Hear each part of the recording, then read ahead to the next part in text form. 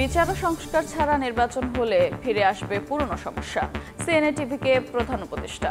পাকিস্তান চীনের মতো ভারতের সঙ্গেও ভালো সম্পর্ক চায় বাংলাদেশ। আগামী সপ্তাহে নির্বাচনের রোডম্যাপ ঘোষণা, ভোটের সময় পর্যবেক্ষক হিসেবে দায়িত্ব পালনে ইসিতে ৩১৮টি আবেদন। প্রবাসীদের ভোটাধিকার নিশ্চিতে কাজ করছে কমিশন। পিআর ঘিরে রাজনীতিতে উত্তাপ, ক্ষমতার ভারসাম্য নিশ্চিতে দুই কক্ষে বাস্তবায়ন চায় জামাত, শুধু উচ্চ কক্ষে রাজি এনসিপি। আওয়ামী লীগ পুনর্বাসনের সন্দেহ বিএনপির।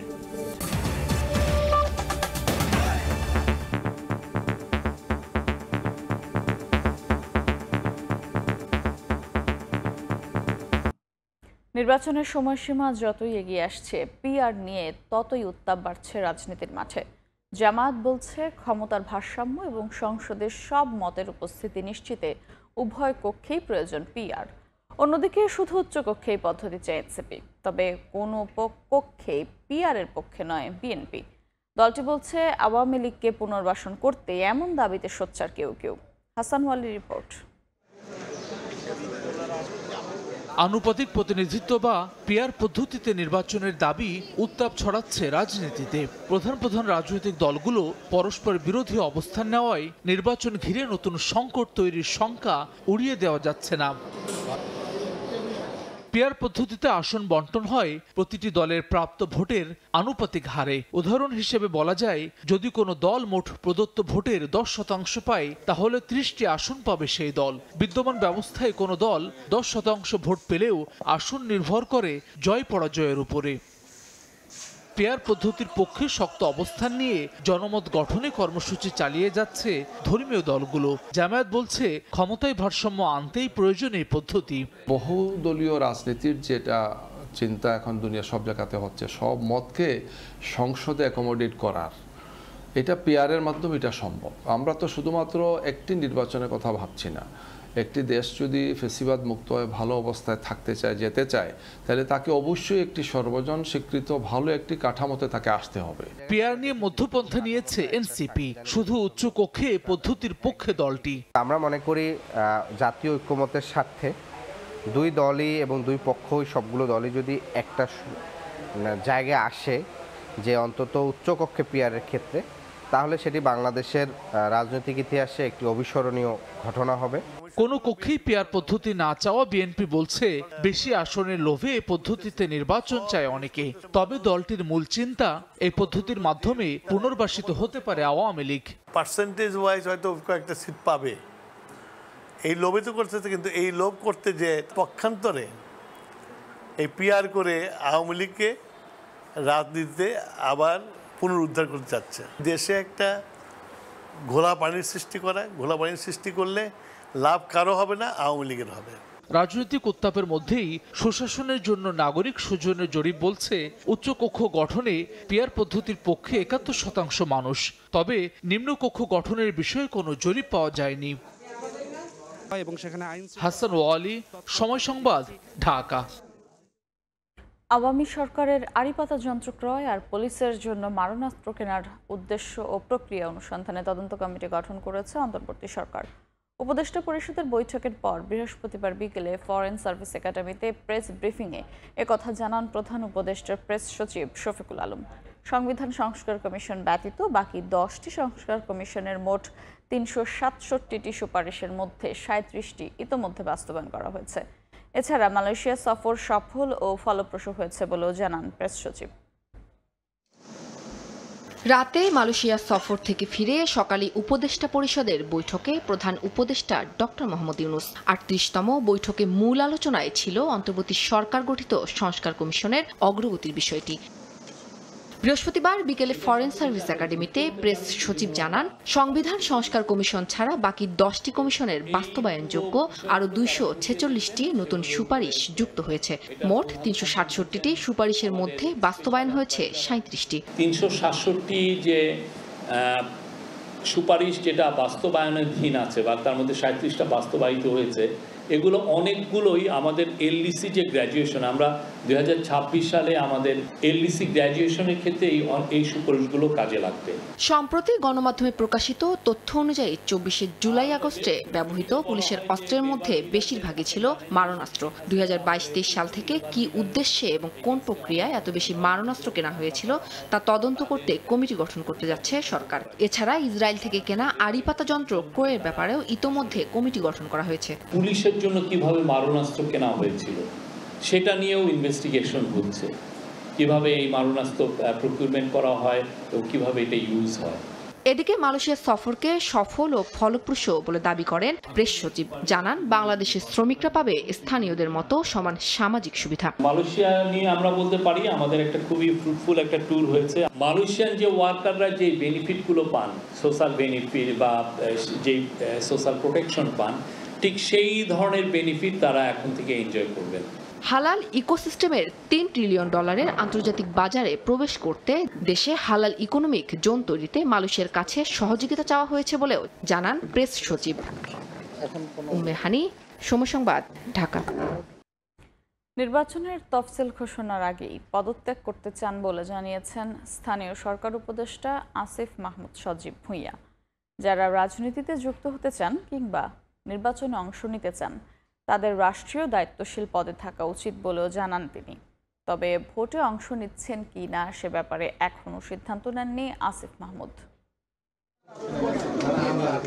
সংসদ নির্বাচনের তফসিল ঘোষণার আগেই স্থানীয় সরকার উপদেষ্টা আসিফ মাহমুদ সজীব ভুঁইয়ার পদত্যাগ সহ নানা ইস্যুতে সম্প্রতি গণমাধ্যম ও সামাজিক মাধ্যমে ব্যাপক আলোচনা সমালোচনার পর বৃহস্পতিবার সচিবালয়ে সাংবাদিকদের মুখোমুখি হন উপদেষ্টা আসিফ মাহমুদ। যাদের রাজনীতি করার ইচ্ছা আছে, সাংবাদিকদের প্রশ্নের জবাবে তিনি বলেন, যারা আগামী নির্বাচনে অংশ নিতে চান বর্তমান সরকারে থাকা এমন কারোরই রাষ্ট্রীয় পদে থাকা উচিত নয়। এতে নির্বাচন প্রশ্নবিদ্ধ হতে পারে মন্তব্য করে তিনি বলেন, এ বিষয়ে সরকারের উচ্চ পর্যায়ের এখনো সিদ্ধান্ত হয়নি।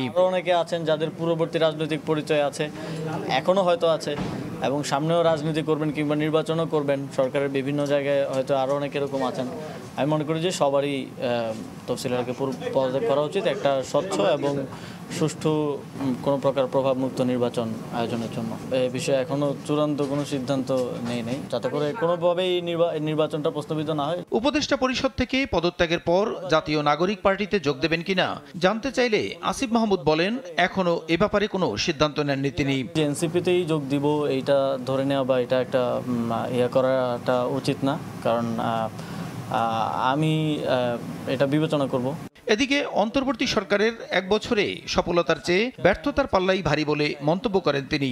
বলেন, জনগণ জুলাই অভ্যুত্থানের সুফল পেলেও সরকারের কাছ থেকে তাদের আকাঙ্ক্ষা পূরণ হয়েছে কিনা জনগণই বলতে পারবেন। না পারার পাল্লাটাই হয়তো ভারী। প্রশ্ন আশিস, সময় সংবাদ, ঢাকা। প্রকাশ্যে হরিলুটের পর সিলেটে পাথর উদ্ধারে তোড়জোড় শুরু করেছে প্রশাসন। ভোলাগঞ্জ কোম্পানিগঞ্জ সড়কে শত শত ট্রাক আটকে তল্লাশি চালাচ্ছে যৌথ বাহিনী। উদ্ধারের পর পাথরগুলো আবারও ফেলা হচ্ছে পর্যটন এলাকায়। চুরিকাণ্ডে গ্রেফতার করা হয়েছে পূর্ব ইসলামপুর ইউনিয়ন পরিষদের চেয়ারম্যান আলমগীর আলমকে। সিলেটের দর্শনীয় স্থানগুলোর মধ্যে ভ্রমণ পিপাসুদের পছন্দের শীর্ষে ভোলাগঞ্জ সাদা পাথর পর্যটন কেন্দ্র। প্রশাসনের নাকের ডগায় 1 বছরে ভয়াবহ লুটপাটে মরুভূমিতে পরিণত হয়েছে সাদা পাথর পর্যটন কেন্দ্র। পাথর লুটপাটের খবর বিভিন্ন গণমাধ্যমে ভাইরাল হওয়ার পর নড়েচড়ে বসে প্রশাসন। এরই অংশ হিসেবে লুট হওয়া পাথর উদ্ধার এবং সরিয়ে নিয়ে ঠেকাতে প্রশাসনের সিদ্ধান্তে ভোলাগঞ্জ সড়কের প্রবেশ মুখে অভিযান চালায় যৌথ বাহিনী। জাফলং, গোয়াইনঘাট ও কোম্পানিগঞ্জের বিভিন্ন সড়কেও একের পর এক পাথর বোঝাই ট্রাক থামিয়ে চালানো হয় তল্লাশি। আটকে দেওয়া হয় 1.5 শতাধিক ট্রাক। চালক ও সংশ্লিষ্টদের জিজ্ঞাসাবাদ সহ পাথরের উৎস সম্পর্কে করা হচ্ছে যাচাই বাছাই। লুট হওয়া পাথর ফিরিয়ে আনতে কাজ শুরু করেছে জেলা প্রশাসন ও যৌথ বাহিনী। এদিকে ছোট ছোট নৌকা বোঝাই করে ভোলাগঞ্জের পর্যটন এলাকায় পাথর ফেলার কাজ শুরু হয়। এটা তো জাতীয় সম্পদ, এই সম্পদ 18 কোটি মানুষের। যখন চুরি করে অর্ধেক পথ রাস্তা নিয়ে গেছে, তারপর আমাদের প্রশাসন বা আমাদের যারা আছে এরা সজাগ হয়েছে। এদিকে সাদা পাথর এলাকা পরিদর্শন শেষে জেলা প্রশাসক জানান, পাথর লুটপাটে প্রশাসনের কেউ জড়িত থাকলে নেওয়া হবে কঠোর ব্যবস্থা। আমাদের চেকপোস্টের মাধ্যমে 130টার মতো ট্রাক আমরা আটক করেছি, সেগুলা নিয়ে আসা হচ্ছে। এটা পরিমাপ করা হয়নি, এখানে আনা হচ্ছে, এটা এখানেই প্রতিস্থাপন করা হবে। পাথর লুটপাটের ঘটনায় দায়ের করা মামলায় কোম্পানীগঞ্জ উপজেলার পূর্ব ইসলামপুর ইউনিয়ন পরিষদের চেয়ারম্যান আলমগীর আলমকে বৃহস্পতিবার সকালে গ্রেফতার করে পুলিশ। তার বিরুদ্ধে গত বছর মামলা ছিল, পাথরের মামলা ছিল, পাথর ডিস্টার মেশিন দিয়ে পাথর তোলাই। জনপ্রিয় পর্যটন কেন্দ্র সাদা পাথরের পাথর লুটেরাদের বিরুদ্ধে ও টাঙ্গর হাওরে অপরিকল্পিত পর্যটনে হাওরের পরিবেশ ও প্রকৃতি রক্ষার দাবিতে সুনামগঞ্জ শহরে মানববন্ধন করেছে হাওর ও নদী রক্ষা আন্দোলন নামে পরিবেশবাদী সংগঠন। সাদা পাথরের মতো জিনিস সৃষ্টি করতে পারবো না, এটা প্রকৃতি প্রদত্ত। যদি আমরা রক্ষা করতে না পারি আমাদের বাংলাদেশের সৌন্দর্য হারাবে। পাথর লুট ঠেকাতে বুধবার রাতে জেলা প্রশাসনের সমন্বয় সভায় 5 সিদ্ধান্ত নেওয়া হয়। কনক আজাদ, সময় সংবাদ। সিলেটের ভোলাগঞ্জ থেকে লুট হওয়া বিপুল পরিমাণ সাদা পাথর মিলল ঢাকার শীতলক্ষ্যা নদী ঘেঁষে গড়ে ওঠা আড়তে। প্রায় 40,000 ঘনফুট পাথর উদ্ধার করেছে র্যাব ও পরিবেশ অধিদপ্তর। বেশিরভাগ পাথরই ক্রাশড অবস্থায় পাওয়া গেছে। অভিযান টের পেয়ে আড়তের লোকজন পালিয়ে যাওয়ায় তাৎক্ষণিকভাবে কাউকে আটক করতে পারেনি র্যাব, তবে জড়িতদের চিহ্নিত করে আইনি ব্যবস্থা নেওয়ার কথা জানিয়েছে সংস্থাটি। ডেমরার সারুলিয়ার শীতলক্ষ্যার তীর ঘেঁষে গড়ে উঠেছে পাথরের আড়ত। এখানেই এনে রাখা হয়েছে সিলেটের ভোলাগঞ্জ থেকে হরিলুট করা সাদা পাথর। খবর পেয়ে বৃহস্পতিবার রাতে অভিযানের নামে র্যাব 11 ও পরিবেশ অধিদপ্তর। পাথর ব্যবসার 7টি আড়তে সাদা পাথর বোঝাই ট্রাক দেখা যায়। পাথরগুলো বালু দিয়ে ঢেকে রাখা ছিল। আনুমানিক 40,000 ঘনফুট আস্ত ও ক্রাস্ট সাদা পাথর উদ্ধার করা হয়। অভিযান টের পেয়ে পাথরের আড়ত থেকে লোকজন পালিয়ে যাওয়ায় তাৎক্ষণিকভাবে কাউকে আটক করতে পারেনি র্যাব। অভিযান শেষে র্যাব 11 এর অধিনায়ক lieutenant colonel HM Sajjad Hossain জানান, উদ্ধার করা পাথরের বেশিরভাগই মেশিনে ক্রাশ করে ছোট করা হয়েছে। এর সঙ্গে জড়িতদের চিহ্নিত করে আইনি ব্যবস্থা নেওয়া হবে। ভোলাগঞ্জের যে সাদা পাথর সাদৃশ কিছু পাথর আমরা কয়েকটা গদিতে এরকম দেখতে পাই এবং সেটা নিয়ে আমাদের কার্যক্রম শুরু করি এবং পরবর্তীতে আমরা জানতে পারি যে এই পাথরগুলো মূলত ওই জায়গা থেকেই এসেছে। এরকম 7টা গদিতে এই পাথরের সন্ধান আমরা পেয়েছি এবং বিপুল পরিমাণ পাথর। সাদা পাথরগুলো এরা একেবারে মেশিনের সাথে আনলোড করছে, একদিকে আনলোড করছে আর একদিকে ক্রাশ করছে তারা, বিকজ যত তাড়াতাড়ি তারা এটা ক্রাশ করে এটা যাতে মিশিয়ে দিতে পারে, যেন এটা যাতে বোঝা না যায়, এইটা সেই ভোলাগঞ্জের সাদা পাথর। পরিবেশ অধিদপ্তরও আছে এবং জেলা প্রশাসনও আছে, তারা যে ব্যবস্থা নিবে সেইটার প্রেক্ষিতে আমরা পরবর্তী ব্যবস্থাগুলো আমরা গ্রহণ করব। পাথর আড়তের মালিকদের তালিকা তৈরির প্রক্রিয়া চলছে বলে জানিয়েছে র্যাব। সময় সংবাদ, নারায়ণগঞ্জ। খোদ রাজধানীতে একটি বাড়িতে দিনে দুপুরে লুটপাট চালিয়েছে দুর্বৃত্তরা। টিভি, ফ্রিজ, পোশাক, এমনকি দালানের ইট রড পর্যন্ত খুলে নিয়ে গেছে তারা। এরপর ভাগাভাগি করে নিয়েছে মালামাল। জমি নিয়ে বিরোধের জেরে এই ঘটনা দাবি করে ভুক্তভোগীদের অভিযোগ, লুটপাটের জন্য খিলগাঁও বিএনপি নেতা ইউনুস মৃধা দায়ী। এ ঘটনায় একজনকে আটক করেছে পুলিশ, বাকিদের ধরতে চলছে অভিযান। বিস্তারিত মাহাদি ইসলাম ধ্রুবর প্রতিবেদনে, ক্যামেরায় ছিলেন শাহজাহান খান।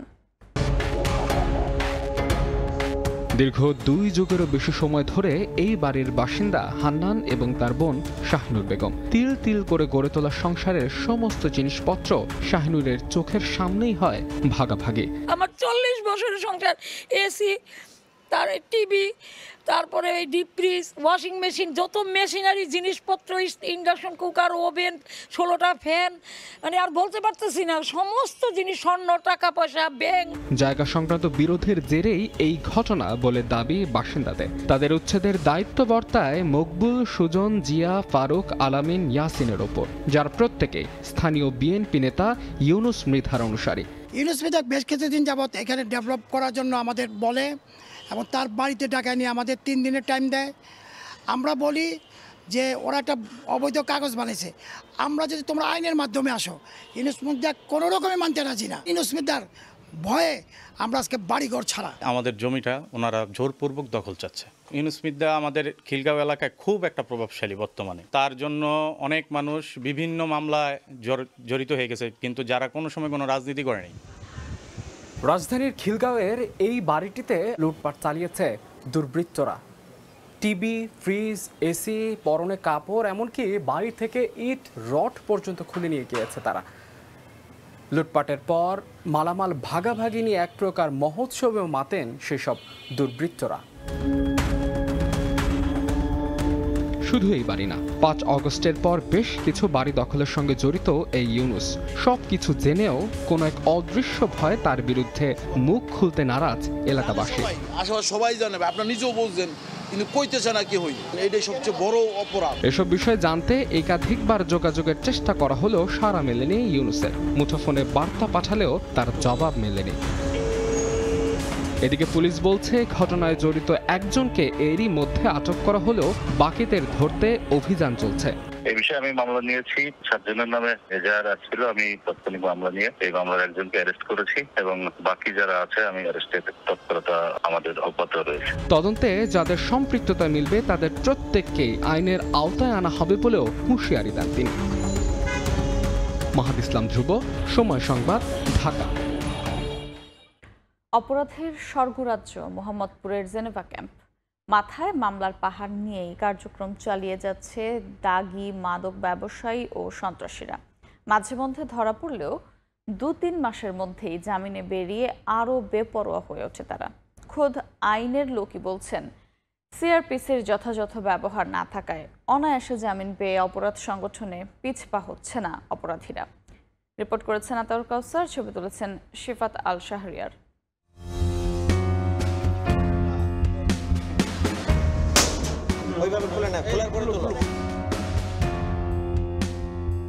মোহাম্মদপুরের জেনেভা ক্যাম্প রাজধানীর অন্যতম অপরাধপ্রবণ একটি এলাকা।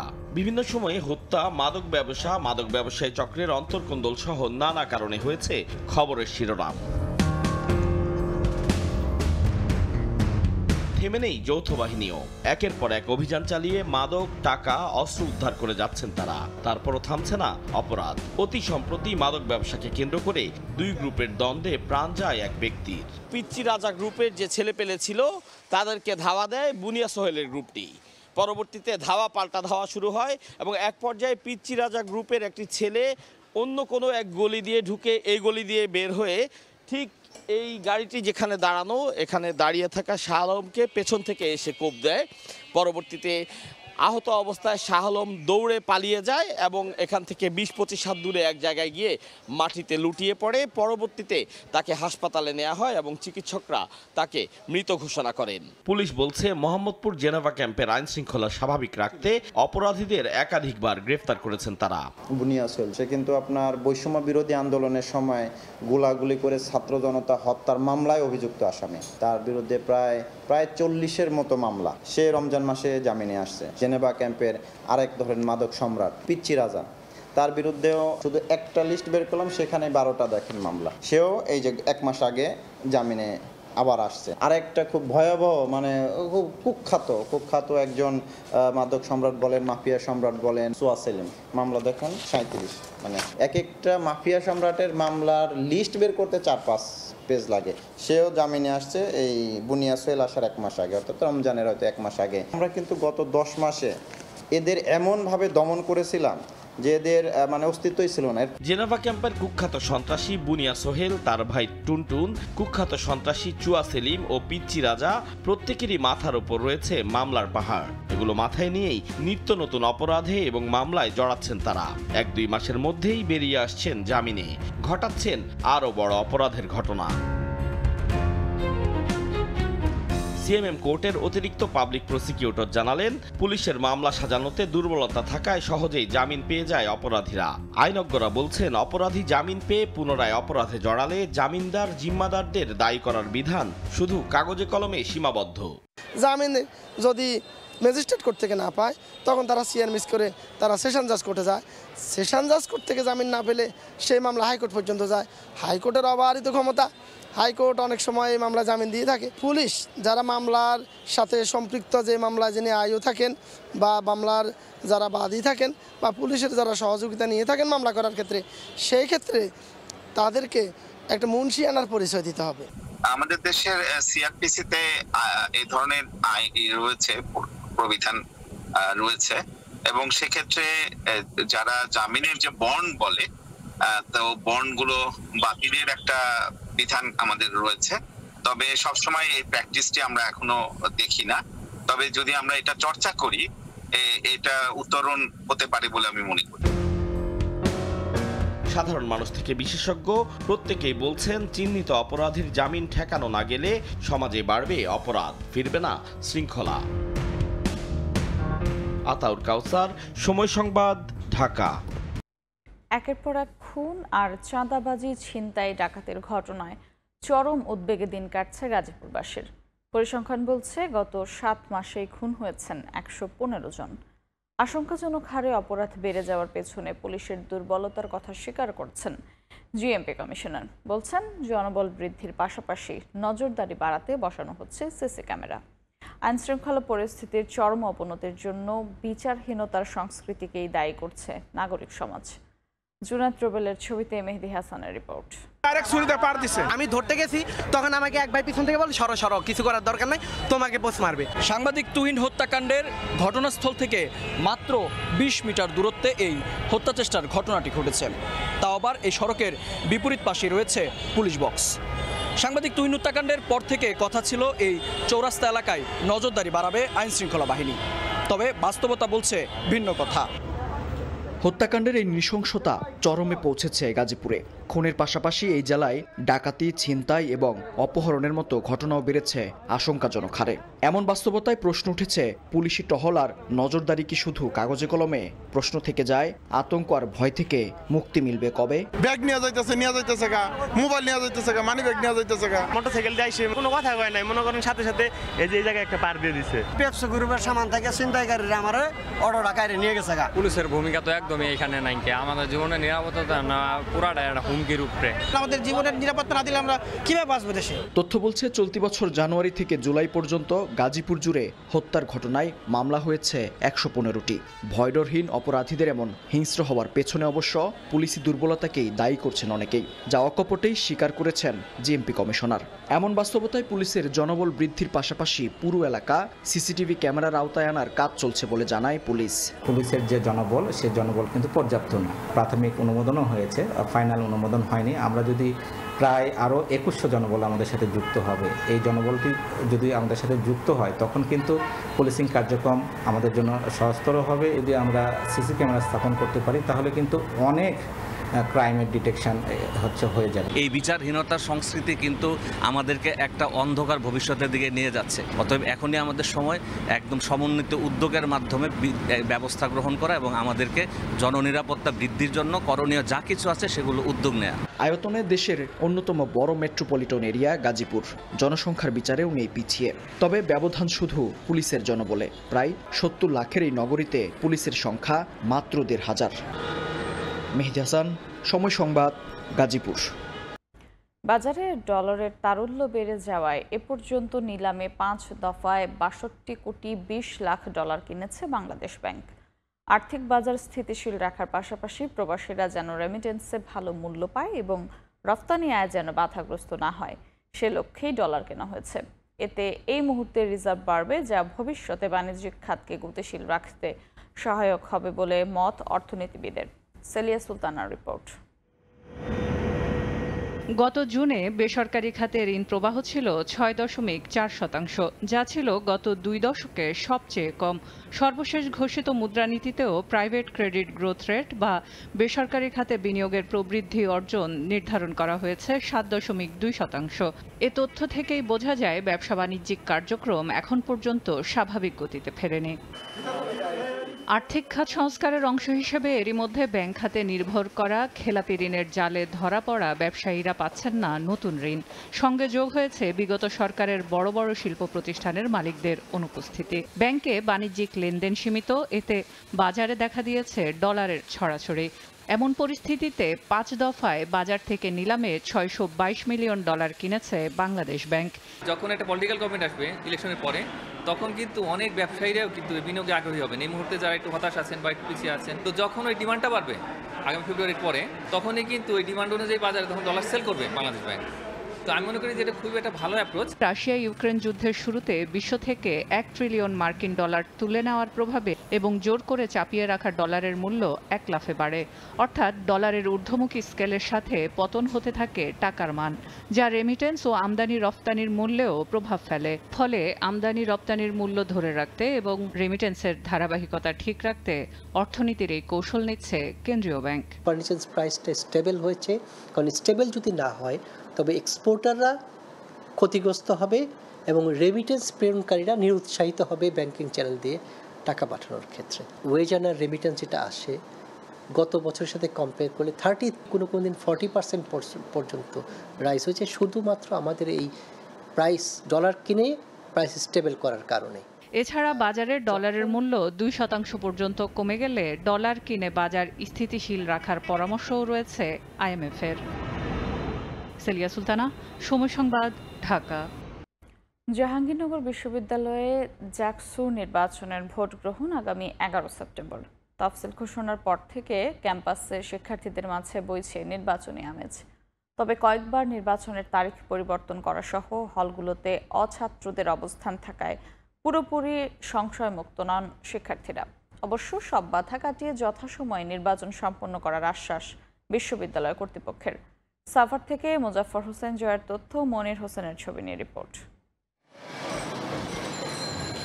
সবুজ প্রকৃতি ঘেরা জাহাঙ্গীরনগর বিশ্ববিদ্যালয় ক্যাম্পাসে শিক্ষার্থীদের মনে বইছে আনন্দের জোয়ার। দীর্ঘ 32 বছর পর ছাত্র সংসদ নির্বাচনের খবরে শিক্ষার্থী ও ছাত্রনেতা সহ সবাই আছেন খুশ আমেজে। ক্যাম্পাস, আবাসিক হল, টিএসসি, শহীদ মিনার, মুরাদ চত্বর, ট্রান্সপোর্ট সহ সর্বত্র নির্বাচন নিয়ে আলোচনায় মুখর। জাকসু নির্বাচনকে কেন্দ্র করে আশার আলো জ্বলছে শিক্ষার্থীদের মনে। তবে অছাত্রদের হলে অবস্থান নিয়ে নির্বাচনকে প্রভাবিত করতে পারে বলে অভিযোগ শিক্ষার্থীদের। একেবারেই সুযোগ্য নেতৃত্ব উঠে আসুক এবং সেই সুযোগ্য নেতৃত্ব উপযুক্তভাবে একেবারেই অন্তর্ভুক্তিমূলকভাবে যেন জাহাঙ্গীরনগর বিশ্ববিদ্যালয়ের প্রতিটি শিক্ষার্থীর ভোকাল হয়ে ওঠে। আমরা চাই জাকসুর মাধ্যমে এই সমস্ত দমন পীড়নের রাজনীতি সেগুলো বিলুপ্তি করবে এবং একই সাথে শিক্ষার্থীদের চাওয়া পাওয়াকে গুরুত্ব দিয়ে সবসময় শিক্ষার্থীদের কল্যাণে এই নির্বাচিত ছাত্রনেতারা কাজ করবেন। যদি কোনো হটকারী আমাদেরকে আসলে আটকাতে চায় বা জাকসুকে আসলে বানচাল করা চায়, আমার মনে হয় না সে আসলে বেশি দিন আসলে সাস্টেনও করতে পারবে। ছাত্র শিবিরের পক্ষ থেকে নিজস্ব প্যানেল তৈরি করা হয়েছে এবং শীঘ্রই আপনারা সেই প্যানেল দেখতে পারবেন ইনশাআল্লাহ। সাধারণ ছাত্রছাত্রীরা যেরকম জাকসু চায়, তাদের ছাত্র প্রতিনিধি চায়, সেজন্যই জাতীয়তাবাদী ছাত্রদল কাজ করতেছে এবং কাজ করবে। এদিকে নির্বাচন কমিশন বলছে খসড়া ভোটার তালিকা প্রকাশ, তফসিল ঘোষণা সহ বেশ কিছু কার্যক্রম এগিয়ে নিয়েছেন তারা।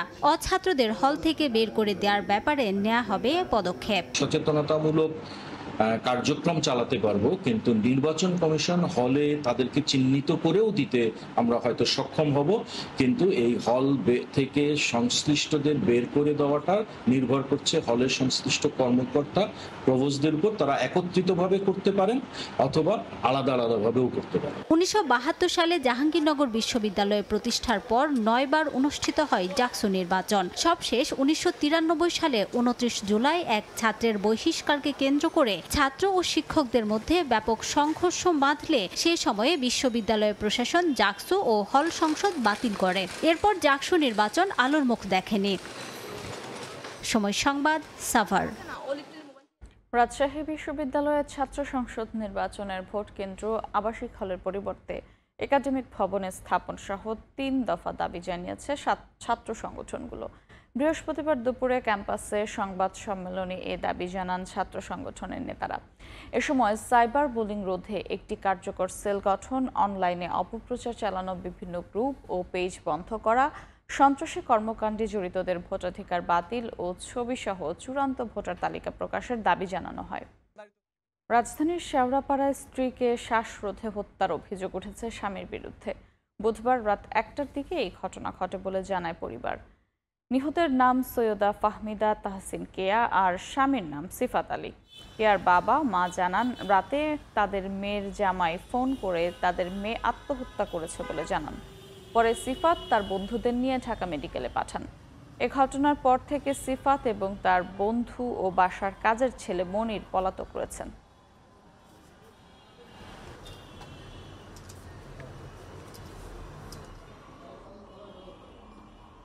মেয়ের জামাই যে মেন কালপ্রিট সিফাত, সে বলতেছে যে তার শাশুড়িকে ফোন দিছে 1:56 যে আম্মা কে এত সুইসাইড করছে। পরে ওরা রওনা দিচ্ছে, পরে বলছে যে বাসায় আসা দরকার নেই, আমরা করেন ঢাকা মেডিকেলে যান। তার যে কেয়ারটেকার ছিল সেও পলাতক হয়ে গেছে এবং তার যে আরও যারা লোকজন ছিল সবাই ওই জায়গা থেকে মানে কোনো মতো সটকে পড়ে এদের হাতে করে দিচ্ছে।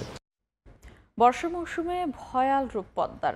এরই মধ্যে নদীগর্ভে বিলীন শরীয়তপুর ও মুন্সিগঞ্জের শতাধিক স্থাপনা, বসতবাড়ি ও ফসলি জমি। পরিস্থিতি মোকাবেলায় জিও ব্যাগ ড্যাম্পিং করা হলেও কাজে আসছে না বলে জানান এলাকাবাসী। তবে আগামী বর্ষার আগেই স্থায়ী তীর রক্ষা বাঁধের কাজ শুরু করার আশ্বাস পানি উন্নয়ন বোর্ডের। বিস্তারিত রিপোর্টে।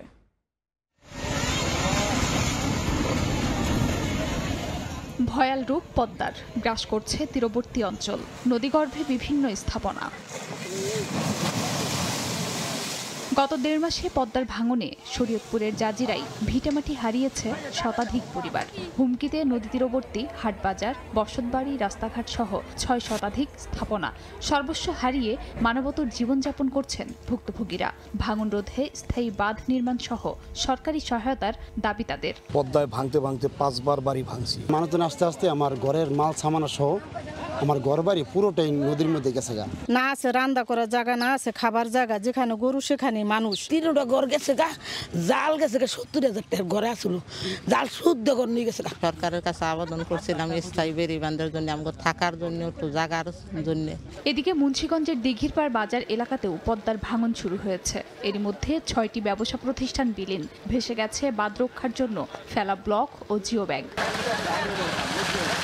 ভাঙন ঠেকাতে জরুরি কাজের আশ্বাস পানি উন্নয়ন বোর্ডের, পাশাপাশি স্থায়ী ব্যবস্থা নেওয়ার কথা জানান সংশ্লিষ্ট কর্মকর্তা। আমরা মনিটরিং করতেছি এবং আমাদের পর্যাপ্ত জিও ব্যাগ আছে, আমরা ফেলে ইনশাআল্লাহ ভাঙন প্রতিরোধ করব। প্রকল্প অলরেডি প্রণয়ন করেছে এবং সেটা হচ্ছে আমরা মাঠ দপ্তর থেকে পাঠিয়েছি।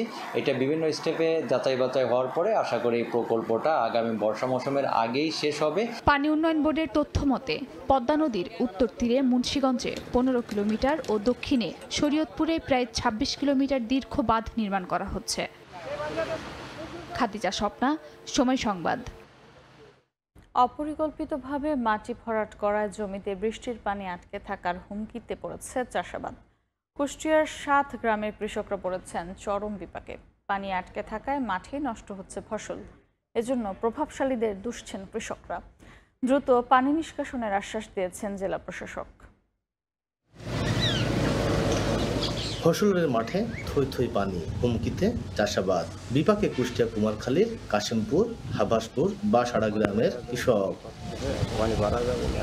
তাদের অভিযোগ, প্রভাবশালী মহল অপরিকল্পিতভাবে মাটি ভরাট করায় বৃষ্টির পানি আটকে গেছে। এতে চলতি বছর চাষ করতে পারেনি কৃষক। কিছু জমিতে ধান চাষ হলেও গোড়ায় পচন ধরেছে। এতে বাধ্য হয়ে আধা পাকা ধান কাটছেন অনেকে। প্রভাবশালীরা যেভাবে বাঁধ দিচ্ছে এবং দিয়ে আমাদের পানিগুলো আটকা রাখেছে, এই পানির কারণে আমাদের এখন ঘরবাড়ি পর্যন্ত ডুবে যাচ্ছে। আটকানির কারণে এই পানিটা একেবারে এখন বাড়াচ্ছে না। এই অবস্থায় আমরা এই বছর কোনো ফসলই লাগাতে পারিনি। 3টা ফসল এই মাঠে হইতে 3টা ফসলে একটা ফসল হচ্ছে না। তো পানিটার ব্যবস্থা যদি সরকার যদি আমার এই রাস্তার করলে যে কোনো একটা ব্যবস্থা করতে পারতি, তাহলে আমরা 3টি ফসল এই মাঠে পাতাম। তবে মাটি অপসারণ করে দ্রুত জলবদ্ধতা নিরসন করার আশ্বাস জেলা প্রশাসকের। শুধু কুমারখালী না, কুষ্টিয়া জেলার যে কোনো জায়গায় যদি অবৈধ কোনো খাল দখল হয়ে থাকে, নদী দখল হয়ে থাকে, সেটা আমাদের নজরে আসলে সাথে সাথে আমরা ব্যবস্থা নিচ্ছি। জেলা কৃষি অফিসের তথ্য মতে কাশিমপুর ফসলের মাঠে বছরে 3 বার ফসল হয়। এস এম রাশেদ, সময় সংবাদ, কুষ্টিয়া। ফুটপাথ দখল, যানজট আর জলাবদ্ধতায় নাকাল নরসিংদী পৌর এলাকার বাসিন্দারা। তাদের অভিযোগ, সংশ্লিষ্ট কর্তৃপক্ষের নজরদারি না থাকায় এই অব্যবস্থাপনা। তবে জনভোগান্তি লাঘবে ব্যবস্থা নেওয়ার আশ্বাস পৌর কর্তৃপক্ষের। মাহমুদুল হাসান মাহফুজের তোলা ছবি ও আশিকুর রহমান পিয়ালের পাঠানো তথ্য নিয়ে রিপোর্ট। মূল সড়কের পাশে ফুটপাত দখল করে রাখা হয়েছে নির্মাণ সামগ্রী, যা পড়ে থাকে দীর্ঘদিন। এতে চলাচলে ভোগান্তিতে পড়তে হচ্ছে স্থানীয়দের। এমন দশা নরসিংদী পৌর এলাকার। প্রথম শ্রেণীর এই পৌরসভায় নিয়মের তোয়াক্কা না করে দিনের বেলায় সড়কে চলাচল করে ভারী যানবাহন। এতে লেগেই থাকে যানজট। এছাড়া সামান্য বৃষ্টিতে শহরের গুরুত্বপূর্ণ অন্তত 30টি স্থানে তৈরি হয় জলাবদ্ধতা। ড্রেনেজ ব্যবস্থা না থাকায় পানি আটকে থাকে দীর্ঘক্ষণ। পৌরবাসীর অভিযোগ, কর্তৃপক্ষের নজরদারি না থাকায় এই অব্যবস্থাপনা। টাকগুলা একবার বলছে মেয়র দিনের বেলা ঢোয়া নিষেধ, এটা মেয়র সব তুলে দেওয়ার পরে সারা দিনের বেলা ঢুকায় জামজট লাগায় দেয় নসুন্দির ভিতরে। বৃষ্টিপাত হলে গাড়ির বডি গাড়ি টলে জায়গা, মোটর নষ্ট হয়ে জায়গা, 2 ঘন্টা 1 ঘন্টা সময় জায়গা ভাঙা দেওয়া যাচ্ছে, জামজট লেগে যায়। ম্যানুয়াল এখানে আজকে প্রায় হয়, এটা করার পর থেকে আমাদের পরিষ্কার করে নাই। তবে সব অব্যবস্থাপনা দূর করতে ব্যবস্থা নেয়ার আশ্বাস পৌর কর্তৃপক্ষের। পৌর এলাকার যে 17টি এন্ট্রি পয়েন্ট আছে, এই এন্ট্রি পয়েন্টে আমরা ট্রাফিক পুলিশ এবং পৌর পুলিশ নিয়োগের একটা উদ্যোগ গ্রহণ করেছি। তাৎক্ষণিকভাবে আমরা ড্রেনের পিটগুলো পরিষ্কার রাখা, ড্রেনের যে ময়লাগুলো সেগুলো পরিষ্কার রাখার কাজ আমরা চলমান রাখছি। আগামী বর্ষায় যেন মানুষের এই ভোগান্তি না থাকে, সেজন্য আমরা সে অনুযায়ী প্রকল্প গ্রহণ করছি। 52 বছরের পুরনো নরসিংদী পৌরসভায় প্রায় 6 লাখ মানুষের বসবাস। সময় সংবাদ, নরসিংদী। দীর্ঘদিন সংস্কারের অভাবে ঢাকা বরিশাল মহাসড়কের ফরিদপুর থেকে ভাঙা পর্যন্ত 32 কিলোমিটার অংশ খুবই বেহাল। অসংখ্য খানাখন্দে ভরা সড়কে ঝুঁকি নিয়ে চলছে যানবাহন। সামান্য বৃষ্টিতে গর্তে পানি জমে গিয়ে বাড়ছে দুর্ঘটনার সংখ্যা। সড়ক বিভাগ বলছে দ্রুতই শুরু হবে সংস্কার কাজ। শিকদার সজলের পাঠানো তথ্য, ছবি নিয়ে রিপোর্ট। সড়কে ছোট বড় অসংখ্য খানাখন্দ, এর মাঝে ঝুঁকি নিয়ে চলছে বাস, ট্রাক ও ব্যক্তিগত গাড়ি। ঢাকা বরিশাল মহাসড়কের ফরিদপুর থেকে ভাঙা পর্যন্ত 32 কিলোমিটার অংশের বেহাল দশা। বর্ষা মৌসুমে সামান্য বৃষ্টিতেই সড়কের বিভিন্ন স্থানে জমে যায় পানি, যা ঢেকে ফেলে দৃশ্যমান গর্ত, বাড়িয়ে তোলে দুর্ঘটনার ঝুঁকি। এই পথে পাড়ি দিতে সময় লাগছে স্বাভাবিকের চেয়ে অনেক বেশি। প্রতিদিন বিকল হয়ে পড়ছে যানবাহন। ব্যবহারকারীরা জানান, পদ্মা সেতু চালুর পর যানবাহনের চাপ বাড়লেও দীর্ঘদিনেও সংস্কার হয়নি সড়কটির। আমাদের এই রাস্তায় এত খারাপ অবস্থা যে আমরা এখানে চলতে পারতেছি না। অনেক 10 চাকা গাড়ি ভেঙে ভেঙে রাস্তার পরে পড়ে আছে। পেশেন্ট নিয়ে সময় মতো যাইতে পারে না, পথের মধ্যে রোগী মারাও যায়। সরকারের কাছে আবেদন করি এই রাস্তার অতি শীঘ্রই কাজের জন্য। সড়ক ও জনপথ বিভাগ বলছে, ফরিদপুর ভাঙা অংশ সংস্কারে ইতোমধ্যেই বরাদ্দ দেওয়া হয়েছে 49 কোটি টাকা। শিগগিরই শুরু হবে কাজ। টানা বর্ষণের কারণে কাজটি আমরা ধরতে পারছি না। আমাদের হচ্ছে যে আমরা আশাবাদী যে হয়তো আগামী 15 থেকে 20 দিনের মধ্যেই বৃষ্টিপাত কমে আসবে, তখন আমরা কার্যক্রম শুরু করতে পারবো। ঢাকা বরিশাল মহাসড়ক ব্যবহার করে 20,000 যানবাহন চলাচল করে। সময় সংবাদ, ফরিদপুর। একটি সেতুর অভাবে দীর্ঘদিন ধরে নদী পারাপারে ভোগান্তির শিকার হচ্ছেন রাজবাড়ীর কালুখালী উপজেলার হরিণবাড়িয়া চরের বাসিন্দারা। বাধ্য হয়ে একমাত্র সড়কের হিরুমোল্লার ঘাট নৌকা এলাকায় নৌকায় পারাপার হতে হয়। প্রায় ঘটছে দুর্ঘটনা, হচ্ছে প্রাণহানিও। আর সেতু নির্মাণে উদ্যোগ নেওয়া হলেও নকশা পরিবর্তনের কারণে কাজ আটকে আছে বলে জানিয়েছে উপজেলা প্রশাসন। আশিকুর রহমানের রিপোর্ট। রাজবাড়ীর কালুখালী উপজেলার হরিণবাড়িয়া চরের বাসিন্দাদের উপজেলা ও জেলা সদরে যাতায়াতের পথে হিরুমোল্লার ঘাট এলাকায় পাড়ি দিতে হয় 180 মিটার প্রশস্ত মরা পদ্মা নদী। এ নদী পারাপারে একমাত্র ভরসা নৌকা। স্থানীয়রা জানান, হিরুমোল্লার ঘাটে দীর্ঘদিনেও কোনো সেতু না হওয়ায় তাদের এ ভোগান্তি। নৌকায় পারাপারের সময় প্রায়ই ঘটছে দুর্ঘটনা, হচ্ছে প্রাণহানিও। এমনকি কোথাও আগুন লাগলে আসতে পারে না ফায়ার সার্ভিস। এমপি নির্বাচন গেছে, খালি এরা আশ্বাস দিল যে এখানে ব্রিজ আমরা করে দেবো আজ পর্যন্ত করে দেয় না। ঢাকাতে আসতে আমাদের 40 টাকা লাগে না হিরুমোল্লার ঘাট আসতে, অথচ এখান থেকে 40 টাকা ভাড়া শুধু একটা মাত্র ব্রিজের কারণে। কয়েকদিন পর পর দূরবীন দিয়ে মাপে, রড ফেলায়, এটা ফেলায়, ওটা ফেলায়, আসলে কামের নাম কিছুই না। এদিকে হিরুমোল্লার ঘাটে সেতু নির্মাণের জন্য 2024 সালের ডিসেম্বরে মাটি পরীক্ষা করা হলেও 8 মাসেও কোনো অগ্রগতি হয়নি। নকশা পরিবর্তনের কারণে কাজ আটকে আছে বলে জানান উপজেলা নির্বাহী কর্মকর্তা। 2 বার ডিজাইন চেঞ্জ হয়েছে, যার কারণে কাজটা একটু স্লো হয়েছিল। আর বাই দিস টাইম এই সময়ের মধ্যে আবার বর্ষা শুরু হয়ে গিয়েছে, এখন প্রচুর পানি ওখানে, যার জন্য এখানে আসলে এখন কাজ করা যাচ্ছে না। শুষ্ক মৌসুম এলেই খুব দ্রুত এটার কাজ শুরু করা হবে। হিরুমোল্লার ঘাট দিয়ে প্রতিদিন হরিণবাড়িয়া চরের অন্তত 10,000 মানুষ যাতায়াত করেন। আশিকুর রহমান, সময় সংবাদ, রাজবাড়ী। মাদারীপুরের ডাসার উপজেলা ঘোষণার 4 বছর পেরিয়ে গেলেও নির্মাণ হয়নি উপজেলা স্বাস্থ্য কমপ্লেক্স। এতে কাঙ্ক্ষিত স্বাস্থ্যসেবা পাচ্ছেন না উপজেলাবাসী। অন্যত্র চিকিৎসা নিতে গিয়ে বিড়ম্বনার পাশাপাশি বাড়ছে ব্যয়, হচ্ছে ভোগান্তিও। এরই মধ্যে স্বাস্থ্য কমপ্লেক্স নির্মাণের লক্ষ্যে নির্ধারিত জায়গায় সম্পন্ন হয়েছে যৌথ সমীক্ষা। আর উপজেলা প্রশাসন বলছে জমি অধিগ্রহণের পর শুরু হবে পরবর্তী প্রক্রিয়া। সঞ্জয় কর্মকার অভিজিতের রিপোর্ট, ক্যামেরায় ছিলেন শাহাদাত আকুন। 2021 সালের 26 জুলাই সচিবালয়ের নিকারের সভায় মাদারীপুরের ডাসার উপজেলা ঘোষণা করা হয়। এরপর 2022 সালের 14 আগস্ট নিয়োগ দেওয়া হয় উপজেলা নির্বাহী কর্মকর্তা। কিন্তু উপজেলা ঘোষণার 4 বছর পেরিয়ে গেলেও নির্মাণ হয়নি উপজেলা স্বাস্থ্য কমপ্লেক্স। এতে চরম স্বাস্থ্য ঝুঁকিতে উপজেলাবাসী। নিজ উপজেলায় স্বাস্থ্যসেবা না পেয়ে নবগ্রামের বাসিন্দা অসুস্থ বাবা আমির আলী শিকদারকে নিয়ে ছেলে মিজান শিকদার আসেন কালকিনি উপজেলা স্বাস্থ্য কমপ্লেক্সে।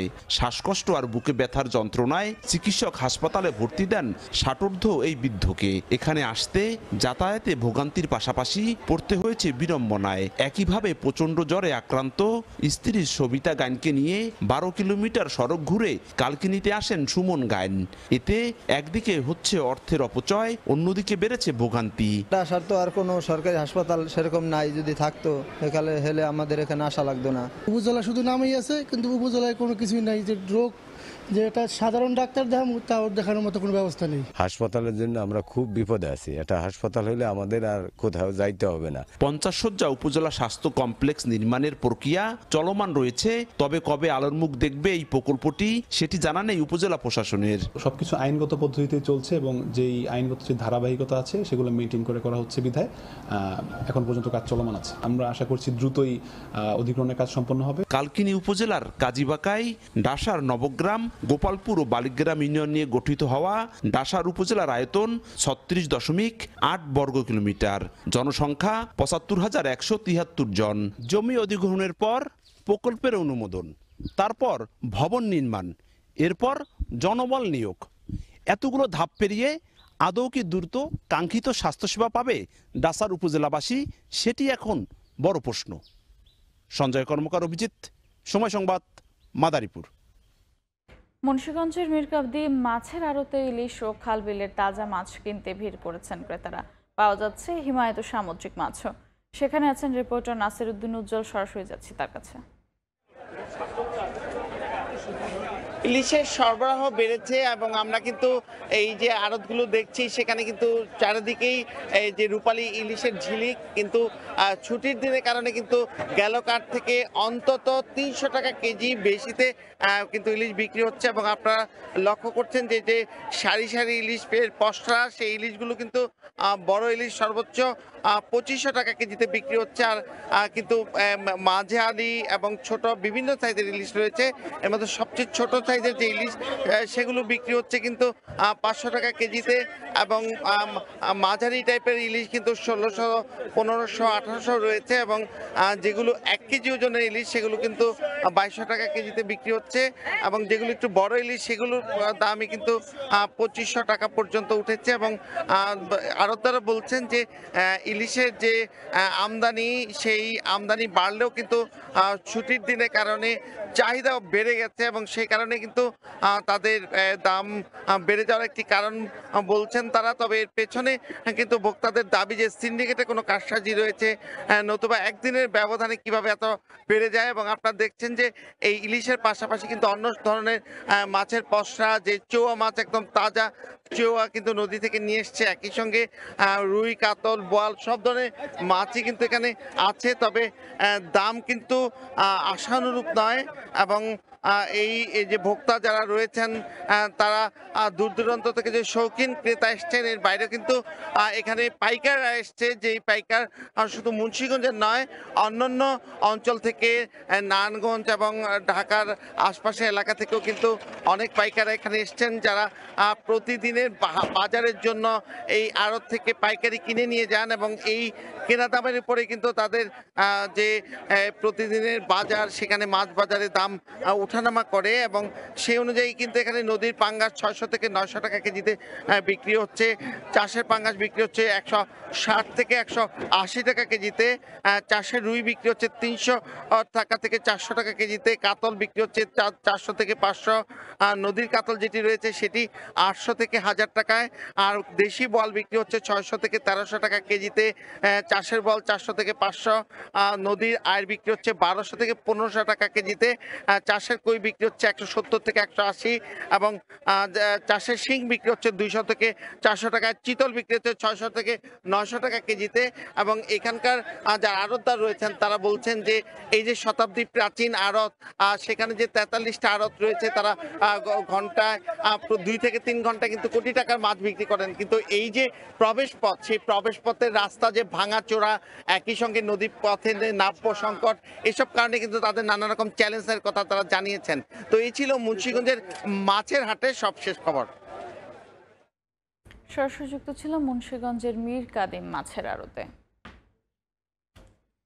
অতি বৃষ্টিতে বিপর্যয়ের মুখে সবজির ফলন। মানিকগঞ্জে বেশিরভাগ গাছের ফুল ঝরে পড়ায় লোকসানের মুখে কৃষক। ক্ষতি এড়াতে ঢালু জমি এবং মালচিং পদ্ধতিতে সবজি চাষের পরামর্শ কৃষি সম্প্রসারণ অধিদপ্তরের। রমজান আলীর তোলা ছবি ও মোহাম্মদ ইউসুফ আলীর তথ্যের রিপোর্ট। টানা কয়েক মাসের অতিবৃষ্টিতে বিপর্যস্ত মানিকগঞ্জের সবজি ক্ষেত। কৃষকরা বলছেন বেগুন, চালকুমড়া, মরিচ, শসা, করলা সহ বিভিন্ন জাতের সবজির ফুল ঝরে যাচ্ছে। বাড়তি পরিচর্যা করেও মিলছে না কোনো সুফল। বৃষ্টির কারণে আমাদের গাছ থুবড়ে ধরে যেতেছে। দু একটা গাছ আছে আর কোনোটাই নাই, সব মনে করেন যে বৃষ্টির কারণে সব নষ্ট হয়ে গেছে। আমরা যে ফলটা পাওয়ার আশা ছিলাম সেই ফলটা পাচ্ছি না আর কি। এখন গাছ টিকিয়ে রাখাই কষ্ট হচ্ছে। ছোট ছোট যে জালি আসবো ওগুলো পচে যাচ্ছে, কোনো ফলই আসতেছে না। এই অবস্থায় পানি নিষ্কাশন হয় এবং ঢালু জমিতে এই সময়ে সবজি চাষাবাদের পরামর্শ দিচ্ছেন কৃষি সম্প্রসারণ অধিদপ্তরের জেলার শীর্ষ এই কর্মকর্তা।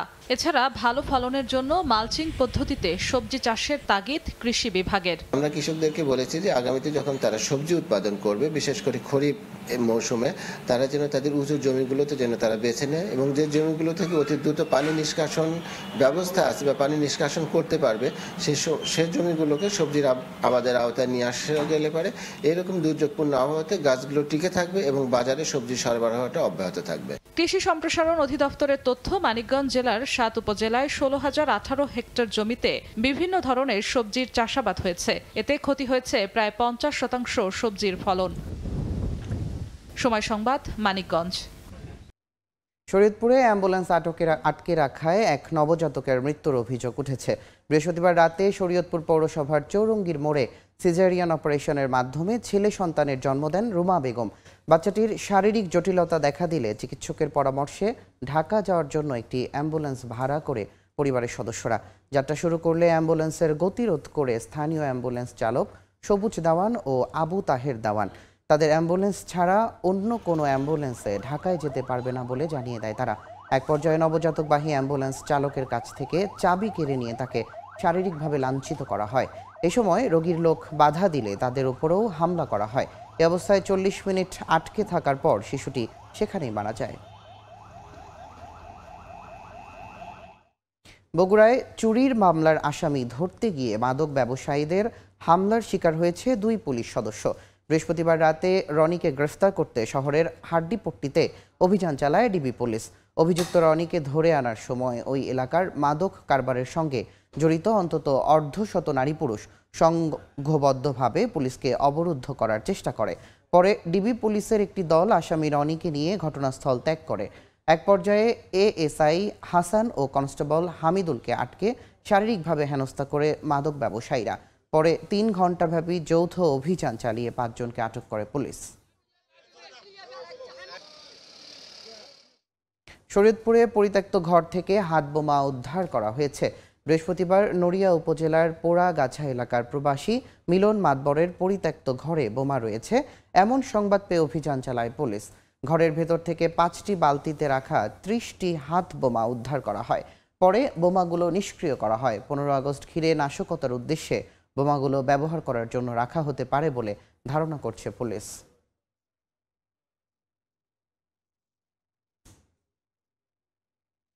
মাদারীপুরে ভ্যান চালককে হত্যার অভিযোগে দুজনকে গ্রেফতার করা হয়েছে। বৃহস্পতিবার দুপুরে সংবাদ সম্মেলনে পুলিশ জানায়, গত 30 জুলাই বাড়ি থেকে বের হয়ে নিখোঁজ হন পশ্চিম রাজ্যের গ্রামের বাসিন্দা ভ্যান চালক আকাশ আকন। পরদিন নয়ানগর মাঝকান্দি সড়কের পাশ থেকে তার লাশ উদ্ধার করা হয়। মামলা হলে হত্যাকাণ্ডের হোতা হায়দার শেখ ও আবু বক্কর কাজীকে গ্রেফতার করা হয়। রাঙ্গামাটিতে কারাগারে এক কয়েদি মারা গেছেন। জেল সুপার মুজিবুর রহমান মজুমদার জানান, বৃহস্পতিবার সকালে হঠাৎ অসুস্থ হয়ে পড়লে কারাগার থেকে বীর বাহাদুর নামের এই কয়েদিকে দ্রুত রাঙ্গামাটি জেনারেল হাসপাতালে পাঠানো হয়। সেখানে নেয়ার পর কর্তব্যরত চিকিৎসক তাকে মৃত ঘোষণা করেন। মাদক ও চুরির একটি মামলায় 6 মাসের সাজা ভোগ করেছিলেন বীর বাহাদুর। এ ঘটনায় জেলা প্রশাসক থেকে ময়নাতদন্তের জন্য একজন নির্বাহী ম্যাজিস্ট্রেট নিয়োগ করা হয়েছে। ময়নাতদন্ত শেষে লাশ পরিবারের কাছে হস্তান্তর করা হবে। Bangladesh Institute of International and Strategic Studies ও ঢাকা বিশ্ববিদ্যালয়ের আন্তর্জাতিক সম্পর্ক বিভাগের যৌথ আয়োজনে পরিবর্তিত বৈশ্বিক প্রেক্ষাপটে বাংলাদেশের যুব সমাজের সম্ভাবনা বিষয়ক সেমিনার অনুষ্ঠিত হয়েছে। বৃহস্পতিবার ঢাকা বিশ্ববিদ্যালয়ের সামাজিক বিজ্ঞান অনুষদের মোজাফফর আহমেদ চৌধুরী মিলনায়তনে সেমিনারে আলোচকরা জানান, 30 বছরের কম যুব সমাজ দেশের মোট জনসংখ্যার অর্ধেক। কম বিনিয়োগ ও সদিচ্ছার অভাবে দেশের বিশ্ববিদ্যালয়গুলো গবেষণা ও দক্ষ মানব সম্পদ তৈরিতে ব্যর্থ হচ্ছে, যে কারণে বিশাল এই সম্ভাবনাময় জনশক্তিকে জাতীয় উন্নয়নে কাজে লাগানো যাচ্ছে না। যুব সমাজকে আধুনিক শিক্ষা ও প্রশিক্ষণ দিয়ে দক্ষ মানব সম্পদ হিসেবে গড়ে তোলার তাগিদ উঠে আসে আলোচনায়। সিলেটে জিয়াউর রহমান ফাউন্ডেশনের উদ্যোগে শুরু হয়েছে মাসব্যাপী ফ্রি চক্ষু সেবা। বৃহস্পতিবার জকিগঞ্জ উপজেলার মৌলভীছাইর আলী উচ্চ বিদ্যালয় মাঠে এই কর্মসূচি উদ্বোধন করা হয়। অনুষ্ঠানে প্রধান অতিথি ছিলেন জিয়াউর রহমান ফাউন্ডেশনের নির্বাহী পরিচালক ও বিএনপি চেয়ারপারসনের উপদেষ্টা অধ্যাপক ডক্টর ফরহাদ হালিম ডোনার। 12টি বুথে ড্যাবের একদল চিকিৎসক ও নার্সরা প্রায় 1,500 রোগীকে সেবা প্রদান করেন। জিয়াউর রহমান ফাউন্ডেশনের উদ্যোগে ও ফাহিম আল চৌধুরী ট্রাস্টের সহযোগিতায় এই কার্যক্রম চলবে 18 সেপ্টেম্বর পর্যন্ত।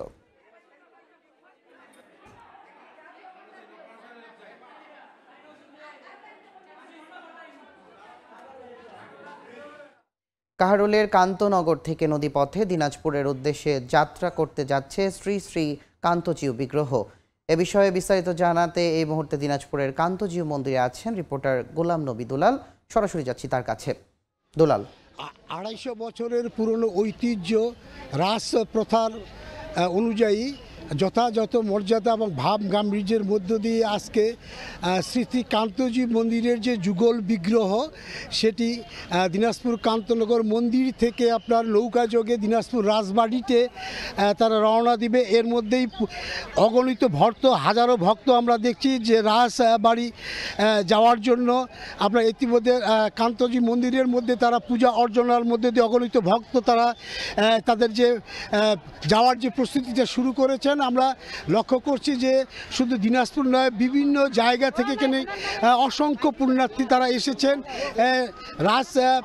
এই কান্তজি মন্দির যে প্রাঙ্গণে সেখানে তারা ভোর থেকে কিন্তু এখানে তারা সমবেত হয়েছেন এবং মন্দির প্রাঙ্গণে আমরা দেখছি যে এই যুগল বিগ্রহকে তারা সুন্দরভাবে যেন রওনা দিতে পারে এই জন্য পূজা অর্চনা চলছে। এখানকার যিনি এজেন্ট রণজিৎ সিং তিনি যেটা জানিয়েছেন যে এই কান্তজি মন্দির আপনার ঠেপা নদীর দিয়ে বা 25টি নৌকা যোগে তারা নদী পথে দীর্ঘ 40 কিলোমিটার পথ পাড়ি দিয়ে বিকেলের দিকে রাজবাড়িতে যে পৌঁছবেন তার যে প্রস্তুতি আমরা দেখছি যে যেই পুণ্যার্থীদের জন্য আপনার পর্যাপ্ত নিরাপত্তার ব্যবস্থা রাখা হয়েছে। এখানে আনসার ভিডিপি ছাড়াও রয়েছেন আপনার অসংখ্য সেনাবাহিনীর সদস্যকে আমরা দেখছি, পুলিশ রয়েছেন, ম্যাজিস্ট্রেট রয়েছেন, যেন পুণ্যার্থীরা খুব সুন্দরভাবে তাদের যে আপনার যে যাত্রা সেটিকে তারা সুন্দরভাবে যেন সম্পূর্ণ করতে পারেন সেটি তারা প্রস্তুতি গ্রহণ করছেন। আমরা দেখছি যে এই যে যাত্রাপথে আপনার অসংখ্য যে যাত্রাপথে বেশি অসংখ্য যে পুণ্যার্থী তারা নদীপথে তারা হাজার হাজার যে তারা তাদের যে ফলাদি দিয়ে তারা তাদের যে যুগল বিগ্রহর কান্তজি মন্দির থেকে যে রওনা দিবেন আপনার তাদেরকে আপনারা শ্রদ্ধা জানাবেন। আমরা ইতিমধ্যে দেখছি যে এই প্রাঙ্গণে আমরা এসেছি, এই মন্দির প্রাঙ্গণে এখানে আপনার এখন পূজা অর্চনা চলছে। কিছুক্ষণের মধ্যেই তারা এখানে রওনা দিবেন। আমাদের অসংখ্য এখানে নিরাপত্তা ব্যবস্থা রাখা হয়েছে। আমরা দেখছি যে সেনাবাহিনীর সদস্যরাও কিন্তু আপনার দায়িত্ব পালন করছেন পুলিশের পাশাপাশি, এবং এখানে যেন কোনো বিঘ্ন না ঘটে সেই বিষয়টা তারা লক্ষ্য রাখছেন। এবং তারা যেটা বলছেন যে এই যে 3 মাস নদীপথে আপনার শ্রী শ্রী কান্তজি অর্থাৎ রাধাকৃষ্ণের যে যুগল বিগ্রহ সেটি আপনার নদীপথে রাজবাড়িতে অবস্থান করবেন, এবং 3 মাস পরে রাজবাড়ি থেকে আবার এই কান্তজি মন্দিরে এসে তারা এখানে নিয়ে আসবেন। এই যে আপনার এই যে যাত্রাপথের যে সুন্দর একটা পরিবেশ এই নদীপথে, সেটি কিন্তু আমরা দেখছি প্রায় 25টি নৌকা ওখানে আপনার সারি সারিভাবে রাখা হয়েছে, এবং যারা নিরাপত্তার দায়িত্বে রয়েছেন তারা সুন্দরভাবে সেই সম্পূর্ণ করবেন এইভাবে রেখেছেন। তো কান্তজি মন্দির থেকে সর্বশেষ আমার কাছ থেকে এই ছিল। দিনাজপুর থেকে জানাচ্ছিলেন সহকর্মী দুলাল। আলাস্কায় ট্রাম্প পুতিন বৈঠকের আগে সম্ভাব্য নিরাপত্তা নিশ্চিতে ব্রিটিশ প্রধানমন্ত্রী কিয়ার স্টারমারের সঙ্গে বৈঠক করলেন ইউক্রেনের প্রেসিডেন্ট ভ্লাদিমির জেলেনস্কি। চলমান কূটনৈতিক তৎপরতার মধ্যেই সংযুক্ত আরব আমিরাতের মধ্যস্থতায় 84 জন করে যুদ্ধবন্দী বিনিময় করেছে রাশিয়া ও ইউক্রেন। তবে এর মাঝেই রাশিয়ায় ইউক্রেনের ড্রোন হামলায় 16 জন আহতের খবর পাওয়া গেছে। ট্রাম্প পুতিন বৈঠকের আগেই ইউক্রেনের পক্ষে ইউরোপীয় নেতাদের সমর্থন আদায়ে মরিয়া দেশটির প্রেসিডেন্ট ভলোদিমির জেলেনস্কি। এরই ধারাবাহিকতায় বৃহস্পতিবার লন্ডনে ব্রিটিশ প্রধানমন্ত্রী কিয়ার স্টারমারের সঙ্গে বৈঠকে বসেন জেলেনস্কি। জানান বৈঠকে সম্ভাব্য নিরাপত্তার নিশ্চয়তার বিষয়ে ফলপ্রসূ আলোচনা হয়েছে। এমন নিশ্চয়তা ছাড়া স্থায়ীভাবে শান্তি প্রতিষ্ঠা সম্ভব নয় বলেও মনে করেন তিনি। এছাড়া বৈঠকে ইউক্রেনের ড্রোন উৎপাদনে বিনিয়োগের বিষয়টিও উঠে এসেছে বলে জানান জেলেনস্কি। একই দিন সংযুক্ত আরব আমিরাতের মধ্যস্থতায় 84 জন করে যুদ্ধবন্দী বিনিময় করেছে রাশিয়া ও ইউক্রেন। রুশ প্রতিরক্ষা মন্ত্রণালয় জানায়, মুক্তিপ্রাপ্ত রুশ বন্দীদের এখন বেলারুশে চিকিৎসা ও মনস্তাত্ত্বিক সহায়তা দেওয়া হচ্ছে। ইউক্রেনের পক্ষ থেকে জানানো হয় 33 জন সেনা ও 51 জন বেসামরিক নাগরিক বন্দিদশা থেকে মুক্তি পেয়েছেন। এর মধ্যে একজন 4000 দিনেরও বেশি সময় ধরে আটক ছিলেন। মুক্তি পেয়েই পরিবারের সঙ্গে আনন্দ উদযাপন করেন তারা।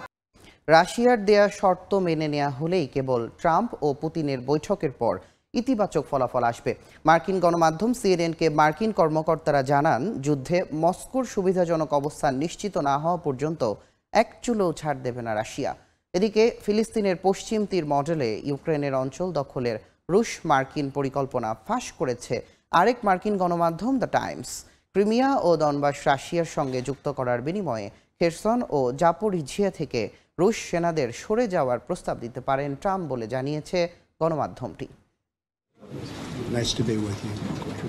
যুক্তরাষ্ট্রের প্রেসিডেন্ট হিসেবে দায়িত্ব গ্রহণের পর ইউক্রেন ইস্যু নিয়ে কথা বলতে গিয়ে বারবার রুশ প্রেসিডেন্ট ভ্লাদিমির পুতিনকে বন্ধু হিসেবে সম্বোধন করেন ডোনাল্ড ট্রাম্প। দাবি করেন শুধুমাত্র তার সিদ্ধান্তকেই প্রাধান্য দেবেন রুশ প্রেসিডেন্ট। তবে সাম্প্রতিক সময়ে দুই নেতার সম্পর্কে কিছুটা নেতিবাচক প্রভাব পড়েছে। যুদ্ধ বন্ধের প্রস্তাবে রাজি না হলে মস্কোর ওপর নিষেধাজ্ঞা আরোপের হুঁশিয়ারি দেন মার্কিন প্রেসিডেন্ট। এবার যুক্তরাষ্ট্রের আলাস্কায় ট্রাম্প পুতিন বৈঠক ঘিরে তৈরি হয়েছে নানা সম্ভাবনা, একই সঙ্গে শঙ্কাও।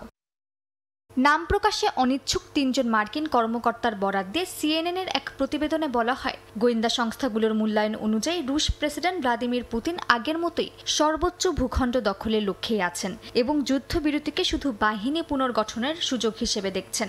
আরেক কর্মকর্তা মনে করেন, রুশ প্রেসিডেন্ট ইতোমধ্যেই নিজেকে বিজয়ী হিসেবে ভাবছেন। নিজের সুবিধা ছাড়া এক চুলও ছাড় দেবেন না পুতিন। রাশিয়ার প্রেসিডেন্টের ঘনিষ্ঠ পরিমণ্ডল এতটাই আটসাট আর গোপনীয় যে আসল সিদ্ধান্ত কে নিচ্ছে তা বোঝা কঠিন বলে জানিয়েছেন মার্কিন কর্মকর্তারা। তারা দাবি করেন, যুক্তরাষ্ট্রের গোয়েন্দারা বছরের পর বছর চেষ্টা করেও পুতিনের দৈনন্দিন ভাবনা ধরতে হিমশিম খেয়েছে। মস্কোর পরিকল্পনা ঘিরে মার্কিন গোয়েন্দা প্রতিবেদনে আস্থা নেই ট্রাম্পের। পুতিনের সঙ্গে সরাসরি আলোচনায় মুখোমুখি বসে তার মনোভাব বোঝার চেষ্টা করবেন ট্রাম্প। এরই মধ্যে ব্রিটিশ সংবাদ মাধ্যম দ্য টাইমসের এক প্রতিবেদনে দাবি করা হয়, ফিলিস্তিনের পশ্চিম তীর মডেলে ইউক্রেনের অঞ্চল দখলের ষড়যন্ত্র করছে রাশিয়া ও যুক্তরাষ্ট্র। এতে ইউক্রেনের সীমান্ত অপরিবর্তিত থাকলেও দখলকৃত কিছু এলাকা আলাদা প্রশাসনের অধীনে রাশিয়ার সামরিক ও অর্থনৈতিক নিয়ন্ত্রণে থাকবে।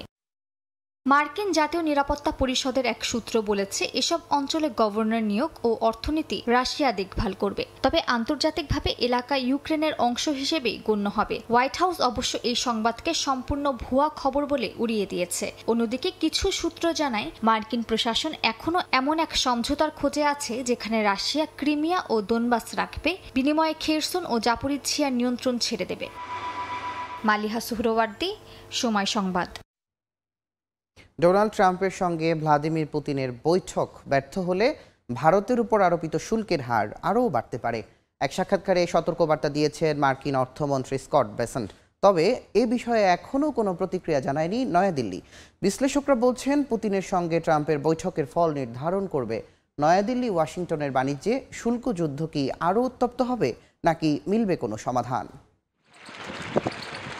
ভারতের ওপর 2 দফা শুল্ক আরোপের পর থেকেই টানাপোড়েনে নয়াদিল্লি ওয়াশিংটন সম্পর্ক। চলমান বিতর্কের মধ্যেই নতুন করে আবারও দেশটির ওপর শুল্ক আরোপ হতে পারে বলে হুঁশিয়ারি দিয়েছেন মার্কিন অর্থমন্ত্রী স্কট বেসেন্ট।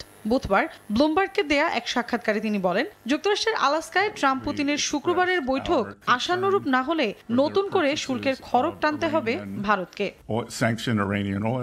তিনি আরো বলেন, ট্রাম্প পুতিন বৈঠক হবে, ইউরোপিয়ানরা বাইরে বসেই বলে দিচ্ছে কি করতে হবে, কিভাবে করতে হবে। এ অবস্থায় তাদেরকেও এই নিষেধাজ্ঞায় যোগ দিতে হবে বলে স্পষ্ট বার্তা দেন তিনি। তবে নতুন শুল্ক আরোপের এই সতর্কবার্তা নিয়ে এখনো কোনো প্রতিক্রিয়া জানায়নি ভারত। রাশিয়ার কাছ থেকে তেল কেনার দায়ে চলতি মাসের শুরুতে ভারতের ওপর অতিরিক্ত 25% শুল্ক আরোপ করেন মার্কিন প্রেসিডেন্ট ডোনাল্ড ট্রাম্প। এর কারণে আগের 25% পাল্টা শুল্ক সহ ভারতীয় পণ্যে ট্যারিফের পরিমাণ দাঁড়ায় মোট 50%। ইউক্রেন যুদ্ধ শুরুর পর থেকেই সস্তায় রুশ তেলের আমদানি ব্যাপকভাবে বাড়িয়েছে ভারত। 2021 সালের 3% থেকে বেড়ে 2024 সালে দাঁড়িয়েছে 35 থেকে 40%। এতে দূরত্ব বেড়েছে ট্রাম্প ও মোদি প্রশাসনের মাঝে। ভারত বলছে, একটি জ্বালানি আমদানি নির্ভর দেশ হিসেবে তারা সবসময় সস্তা উৎস থেকে তেল কিনতে বাধ্য, যাতে কোটি কোটি দরিদ্র নাগরিককে উচ্চ মূল্যের চাপ থেকে রক্ষা করা যায়। মৌসুমীর সাথী, সময় সংবাদ। অতিরিক্ত মার্কিন শুল্ক আরোপের বিরুদ্ধে প্রতিবাদ জানিয়ে রাস্তায় নেমেছে ভারতের সাধারণ কৃষক শ্রমিক। এ সময় দুই দেশের মধ্যে হতে যাওয়া বৈদেশিক বাণিজ্য চুক্তিরও বিরোধিতা করেন তারা। মার্কিন হুমকি তোয়াক্কা না করে বিশ্বের সব দেশের সঙ্গে অবাধ বাণিজ্য অধিকার নিশ্চিতের দাবি জানান বিক্ষুব্ধরা।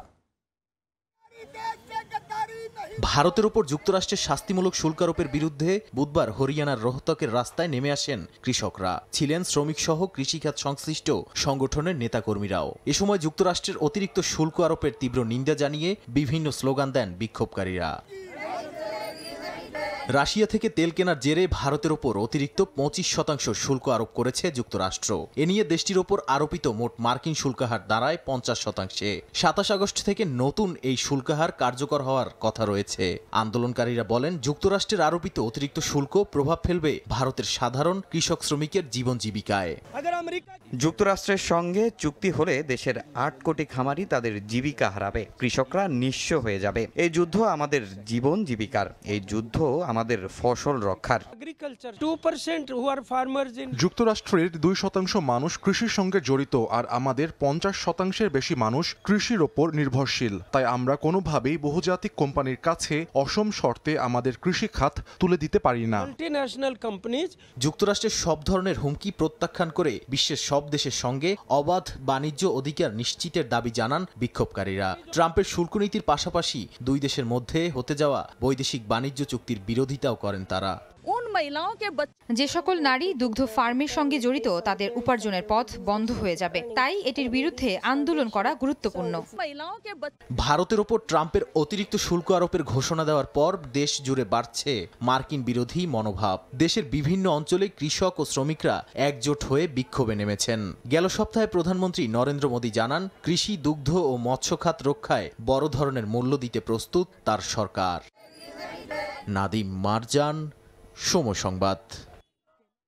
ফিলিস্তিন রাষ্ট্রের স্বপ্নকে কবর দিতে অবৈধভাবে গাজা দখলের মধ্যেই এবার বিতর্কিত E1 এলাকায় বসতি নির্মাণ পরিকল্পনার অনুমোদন দিয়েছেন ইসরায়েলের ডানপন্থী অর্থমন্ত্রী বেজালেল স্মোট্রিচ। একই সঙ্গে এই পরিকল্পনা ফিলিস্তিন রাষ্ট্রের ধারণাকে চিরতরে শেষ করবে বলে জানান তিনি। প্রকল্প বাস্তবায়িত হলে পূর্ব জেরুজালেম পশ্চিম তীর থেকে কার্যত বিচ্ছিন্ন হয়ে যাবে বলে জানায় ফিলিস্তিন কর্তৃপক্ষ। জেরুজালেম ও পশ্চিম তীরের মাঝের ফাঁকা ভূখণ্ড E1 এলাকায় বহুদিন ধরে বসতি স্থাপনের পরিকল্পনার কথা বলে আসছে ইসরায়েল। জেরুজালেম ও মালে আদুমিমের সংযোগ ঘটিয়ে গ্রেটার জেরুজালেম গড়ে তোলার লক্ষ্যের কথা জানান প্রধানমন্ত্রী বিনিয়ামিন নেতানিয়াহু। এ নিয়ে বিতর্ক চলছিল বহুদিন ধরে। এবার বিতর্কিত সেই E1 বসতি নির্মাণ পরিকল্পনার অনুমোদন দিয়েছেন ইসরায়েলের ডানপন্থী অর্থমন্ত্রী বেজালেল স্মোট্রিচ। একই সঙ্গে ফিলিস্তিন রাষ্ট্রের স্বপ্নকে কবর দেওয়ার ঘোষণা দিলেন তিনি। তার ভাষ্যমতে এই পরিকল্পনা ফিলিস্তিন রাষ্ট্রের ধারণাকে চিরতরে শেষ করবে। ফিলিস্তিন ও আন্তর্জাতিক মহল বহু বছর ধরে সতর্ক করে আসছে E1 এলাকায় বসতি হলে পশ্চিম তীর উত্তর ও দক্ষিণে বিভক্ত হয়ে পড়বে। 2012 সাল থেকে যুক্তরাষ্ট্র ও ইউরোপীয় মিত্রদের চাপে প্রকল্পটি স্থগিত ছিল, কিন্তু স্মোট্রিচের অনুমোদন ইঙ্গিত দিচ্ছে ইসরায়েল এই কূটনৈতিক বাধা অগ্রাহ্য করেই এগোচ্ছে। এ পরিকল্পনা ঘিরে অতীতেও তীব্র উত্তেজনা হয়েছে। 2005 সালে সেখানে বসতি সম্প্রসারণ ঠেকাতে ফিলিস্তিনিরা মিছিল, ধাওয়া পাল্টা ধাওয়া ও বুলডোজারের সামনে অবস্থান নিয়ে প্রতিবাদ করেছিলেন। 2013 সালে বাব আল শামস নামে তাঁবুর শহর গড়ে ইসরায়েলি বাহিনীর বাধার মুখেও পড়েন তারা। প্রতিবারই টিয়ার গ্যাস ও ধস্তাধস্তির কারণে ঘটনাস্থলে তৈরি হয় বিশৃঙ্খলা। নাদিম মারজান, সময় সংবাদ। ইউরোপ জুড়ে চলছে ভয়াবহ দাবানলের আগ্রাসী দাপট। ইউ সায়েন্স হাবের যৌথ গবেষণা কেন্দ্রের হিসাব অনুযায়ী চলতি বছর দাবানল গ্রাস করেছে ইউরোপের প্রায় 4,40,000 হেক্টর বনভূমি ও আবাদি জমি।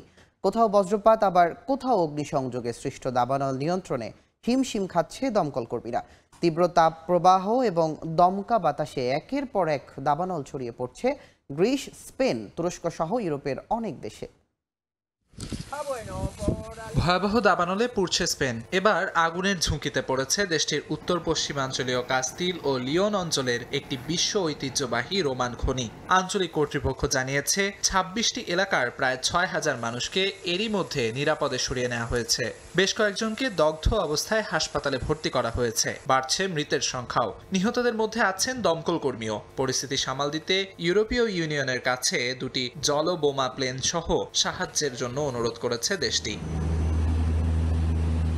এদিকে সরকারের পক্ষ থেকে ক্ষতিগ্রস্তদের সহায়তার কথা জানালেও অবহেলার অভিযোগ উত্তরাঞ্চলীয় আবেহেরা দে তাবারার বাসিন্দাদের। জানান, ছোট গ্রামের বাসিন্দা হওয়ায় পর্যাপ্ত সহায়তা পাচ্ছেন না তারা। এর মধ্যেই দেশটির জামোরা প্রদেশে আবর্জনায় অগ্নিসংযোগের অভিযোগে বৃহস্পতিবার এক ব্যক্তিকে গ্রেফতার করেছে পুলিশ। মালাগা প্রদেশে চলতি মাসে 6টি অগ্নিকাণ্ড ঘটানোর অভিযোগে আটক করা হয়েছে আরেকজনকে। গ্রিসেও থামেনি দাবানলের আগ্রাসন। একদিনে নতুন করে আরও 1.5 শতাধিক স্থানে দাবানলের সূত্রপাত ঘটেছে। আগুন ছড়িয়ে পড়েছে জনপ্রিয় আয়োনিয়ান পর্যটন দ্বীপ জানতে ও সেফালোনিয়া এবং চিওসের এজিয়ান দ্বীপে। আগুন নিয়ন্ত্রণে রেকর্ড 18,000 দমকল কর্মী মোতায়েন করেছে দেশটির সরকার। তীব্র দাবদাহ ও প্রবল বাতাসে আগুন নিয়ন্ত্রণ কঠিন হয়ে পড়ছে। মুহূর্তেই দাবানল গ্রাস করছে বসতবাড়ি, কৃষি জমি সহ সবকিছু। পুড়ে ছাই হয়ে গেছে পাত্রাসের উপকণ্ঠ বোজাইতি এলাকার 150 বছরের পুরানো জলপাই বাগান। এখনো নিয়ন্ত্রণে আসেনি তুরস্কের মেরসিন প্রদেশের দাবানল। সিলিফকে জেলার 6টি গ্রাম ও 5টি হ্যামলেট পুরোপুরি খালি করা হয়েছে। পৌর কর্তৃপক্ষ বলছে 2 গ্রামে 70% ঘরবাড়ি পুড়ে গেছে। অস্থায়ী আশ্রয়ে রাখা হয়েছে 190 জনকে। প্রবল বাতাস ও শুষ্ক আবহাওয়ায় আগুন নেভানো কঠিন হয়ে পড়ছে বলে জানিয়েছেন স্থানীয় মেয়র ভাহাভ সেচের। হেলিকপ্টার থেকে পানি ফেলে আগুন নিয়ন্ত্রণের চেষ্টা চালাচ্ছে দমকল কর্মীরা। আমিরুল ইসলাম আলিফ, সময় সংবাদ।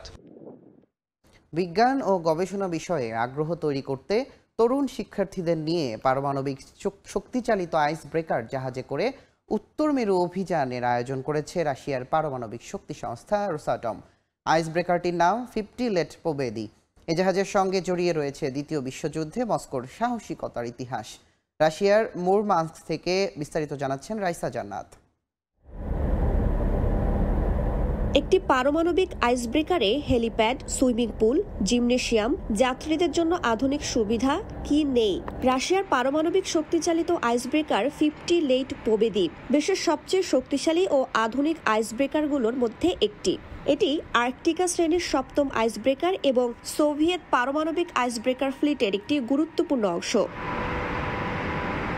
জাহাজটি দ্বিতীয় বিশ্বযুদ্ধে সোভিয়েত ইউনিয়নের বিজয়ের 50তম বার্ষিকী উদযাপনের জন্য নামকরণ করা হয়েছে। এর নির্মাতা বাল্টিক শিপইয়ার্ড। 1993 সালে প্রথম ভাসানো হয়, কিন্তু নির্মাণ কাজ দেরি হওয়ায় 2007 সাল থেকে 14 বছর পর এটি সম্পূর্ণরূপে চালু হয়। এর দৈর্ঘ্য প্রায় 160 মিটারের কাছাকাছি, প্রস্থ 30 মিটার, ওজন 25,000 টন।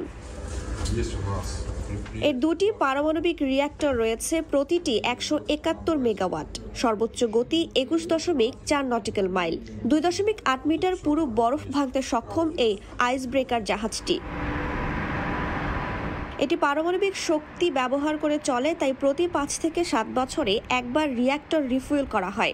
উত্তর মেরুতে ক্রুজ শিপ হিসেবে কাজ করে 2013 সাল থেকে। এটি সর্বপ্রথম পারমাণবিক আইসব্রেকার যেটি 2021 সালে উত্তর মেরুতে সম্পূর্ণ অন্ধকারে অর্থাৎ পোলার নাইট অভিযান চালায়। সোভিয়েত ইউনিয়নের শেষ আইসব্রেকার প্রকল্প ছিল এটি, কিন্তু আর্থিক সংকটের কারণে এর নির্মাণ বিলম্বিত হয়।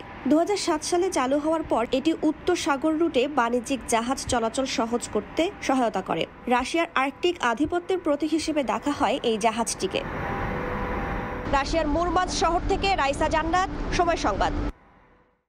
মধ্যপ্রাচ্যের দেশ সংযুক্ত আরব আমিরাতের আজমানে বাংলাদেশের গার্মেন্টস শিল্পের সবচেয়ে বড় বাজার গড়ে উঠলেও কন্টেইনার জটিলতার কারণে চরম দুর্ভোগে প্রায় 2000 ব্যবসা প্রতিষ্ঠান। চট্টগ্রাম বন্দরের নানা জটিলতা, কর বৃদ্ধি ও নির্দিষ্ট সময়ে পণ্য পরিবহন না হওয়ায় অর্থনৈতিক ক্ষতির মুখে এ অঞ্চলের ব্যবসায়ীরা। সিবলি আল সাদিকের রিপোর্টে বিস্তারিত। সংযুক্ত আরব আমিরাতের প্রাদেশিক শহর আজমানে রেডিমেড গার্মেন্টস পণ্যের হোলসেল মার্কেটে প্রায় 2000 বাংলাদেশি ব্যবসা প্রতিষ্ঠান রয়েছে। মধ্যপ্রাচ্য এবং আফ্রিকার গার্মেন্টস পণ্যের যোগানদাতা এই বাজারে বাংলাদেশের 20,000-এরও বেশি শ্রমিক কাজ করেন। তবে নিজ দেশ থেকে পণ্য আমদানিতে নানা জটিলতার সম্মুখীন হয়ে ব্যাপক লোকসানে পড়েছেন বলে অভিযোগ বাংলাদেশি ব্যবসায়ীদের। সমগ্র মিডল ইস্টের অস্থিরতা এবং আফ্রিকার বিভিন্ন দেশের ভিসা বন্ধের কারণে আমরা একটা ক্রান্তিকাল অতিক্রম করছি। সাথে সাথে বাংলাদেশের চট্টগ্রাম বন্দরের বিভিন্ন কন্টেইনার নিয়ে ঝামেলার কারণে, দীর্ঘসূত্রিতার কারণে আমরা মাল সঠিক সময় না পাওয়ার কারণে আমরা বিভিন্ন অসুবিধার মধ্যে দিয়ে আমরা যাচ্ছি। ব্যবসায়ীরা জানান, আগে চট্টগ্রাম বন্দর থেকে একটি কন্টেইনার আনতে 4-5 লাখ টাকা লাগলেও বর্তমানে তা গিয়ে ঠেকেছে 14 থেকে 15 লাখের ঘরে। 2021 সাল থেকে আমরা এই প্রবলেম ফেস করতেছি। যদি শিপিংটা যদি আমি ঠিক মতো আমার হইতো, তাহলে আমার এই ড্যামেজ দেওয়া লাগবে না। এভাবেই আমরা ব্যবসায়ীরা ক্ষতিগ্রস্ত হই এবং আমরা ব্যবসায়ীরা আস্তে আস্তে ভেঙে হয়ে যেতেছি। লুজ মালগুলো আছে, ওই স্টক মালগুলো আমাদের এখানে আনতে হয়, কিন্তু ওরা চাচ্ছে কি আমরা যে বড় বড় যে ডলার, মানে এক পিসে বিভিন্ন হাই কোয়ালিটি যে ডলার পে করতে হবে, অ্যাকচুয়ালি আমাদের পক্ষে সেই ডলার পে করা সম্ভব না। এখানে পুরোটাই বাংলাদেশি গার্মেন্টস পণ্য নিয়ে বিভিন্ন দেশের কাস্টমার এখানে আসে। তা আমরা চেষ্টা করে যাচ্ছি বাংলাদেশের পণ্যটা এখানে বাজারজাত করার জন্য। বাংলাদেশের পণ্যের চাহিদা আছে, আমাদের শুধু খরচটা কমানোর দরকার। কন্টেইনার চার্জ বেড়ে গেছে আর মাল টাইম টু টাইম পাওয়া যাচ্ছে না। অনেক সময় দেখা যায় যখন কাস্টমার থাকে তখন টাইম টু টাইম মাল পাওয়া যায় না, যখন কাস্টমার না থাকে তখন 4 কন্টেইনার একসাথে। ব্যবসায়ীদের অভিযোগ, 2023-24 সালে কন্টেইনার সমস্যা সমাধানে আজমানের গার্মেন্টস ব্যবসায়ীরা আমিরাতের বাংলাদেশ মিশন কর্মকর্তাদের সঙ্গে একাধিকবার বৈঠক করলেও এর কোনো সুফল পাওয়া যায়নি। তাদের দাবি, কন্টেইনার সমস্যার সমাধান ও আমিরাতের সঙ্গে বাংলাদেশের সরাসরি শিপিং লাইন চালু করলে আগের মতো ব্যবসা চাঙ্গা করে তোলা সম্ভব। শিবলি আল সাদিক, সময় সংবাদ, সংযুক্ত আরব আমিরাত। প্লাস্টিক দূষণ রোধে বিশ্বের প্রথম আইনি চুক্তি বাস্তবায়নে ধোঁয়াশা তৈরি হয়েছে। জেনেভায় জাতিসংঘের সদস্য দেশগুলোর আলোচনার শেষ দিনে দেখা দিয়েছে বড় ধরনের মতবিরোধ। বৈশ্বিক প্লাস্টিক দূষণ মোকাবিলায় কয়েক বছর ধরে একটি চুক্তির চেষ্টা চালিয়ে যাচ্ছে জাতিসংঘ। এরই ধারাবাহিকতায় সংস্থাটির জেনেভা কার্যালয়ে আলোচনায় বসে বিশ্বের 184টি দেশ। তবে আলোচনার শেষ দিনেও চুক্তি বাস্তবায়নে কোনো আশার আলো দেখা যায়নি।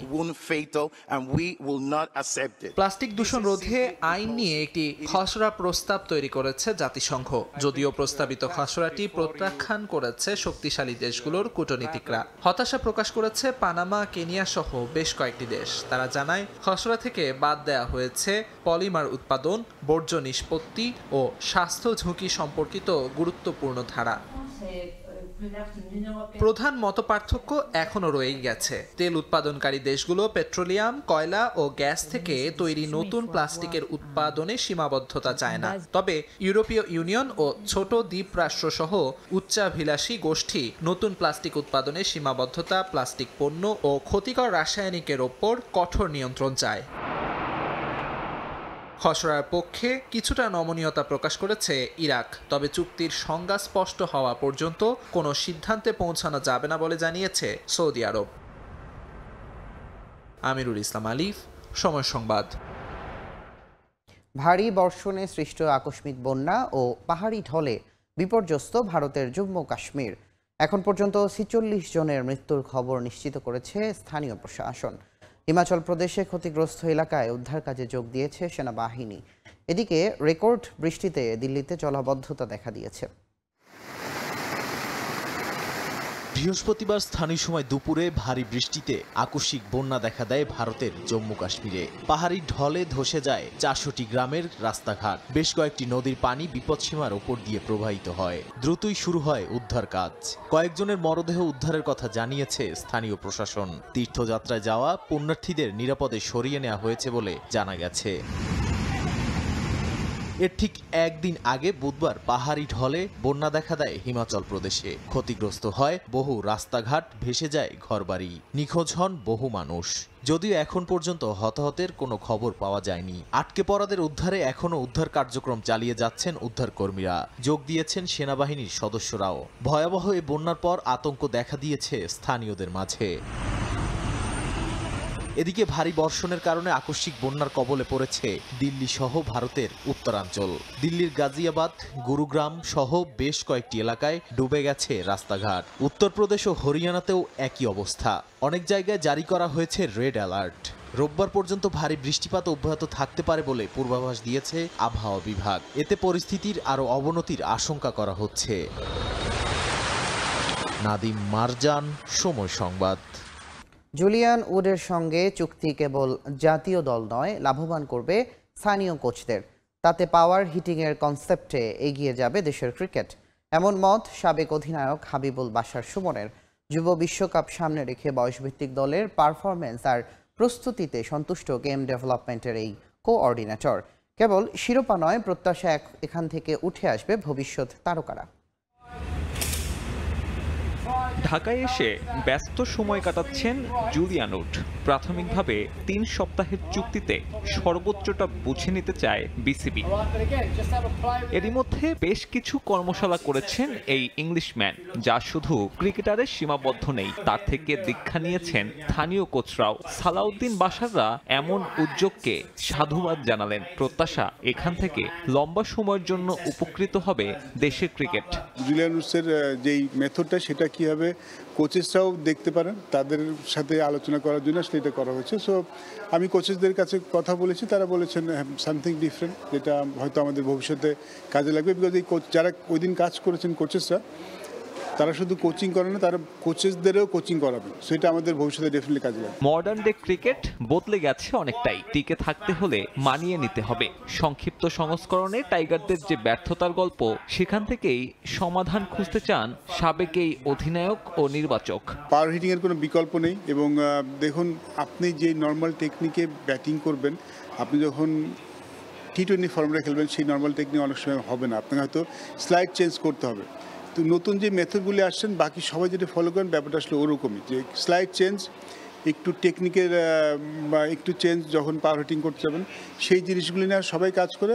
আমরা আগে করেছি, বাট এখন আরও অ্যাডভান্স করা শুরু করেছি। এদিকে জোড়া ট্রফি হাতে দেশে ফিরেছেন যুবারা। বিশ্বকাপকে সামনে রেখে প্রস্তুতিটা দারুণ হচ্ছে আজিজুল হক তামিমদের। তবে নীতি নির্ধারকরা অবশ্য সন্তুষ্ট নয় কেবল শিরোপার হিসেবে। এখান থেকে ভবিষ্যৎ তারকা তুলে আনার লক্ষ্য গেম ডেভেলপমেন্টের। আন্ডার-19 টিমটা নিয়ে শুধু আমাদের পরিকল্পনা শুধু ওয়ার্ল্ড কাপ নিয়েই নয়, তাদের নিয়ে আসলে পরিকল্পনা আমাদের আরও বেশি হওয়া উচিত বলে আমি মনে করি ওভারঅল। এবং আমরা তো তাদের ডেভেলপ করছি, তারা যদি ওয়ার্ল্ড কাপে ভালো করে খুব ভালো, বাট এখান থেকে যদি আমরা কিছু খেলার ভবিষ্যতের জন্য দিতে পারি ন্যাশনাল টিমে, সেটা হবে আমাদের সবচেয়ে বড় পাওয়া।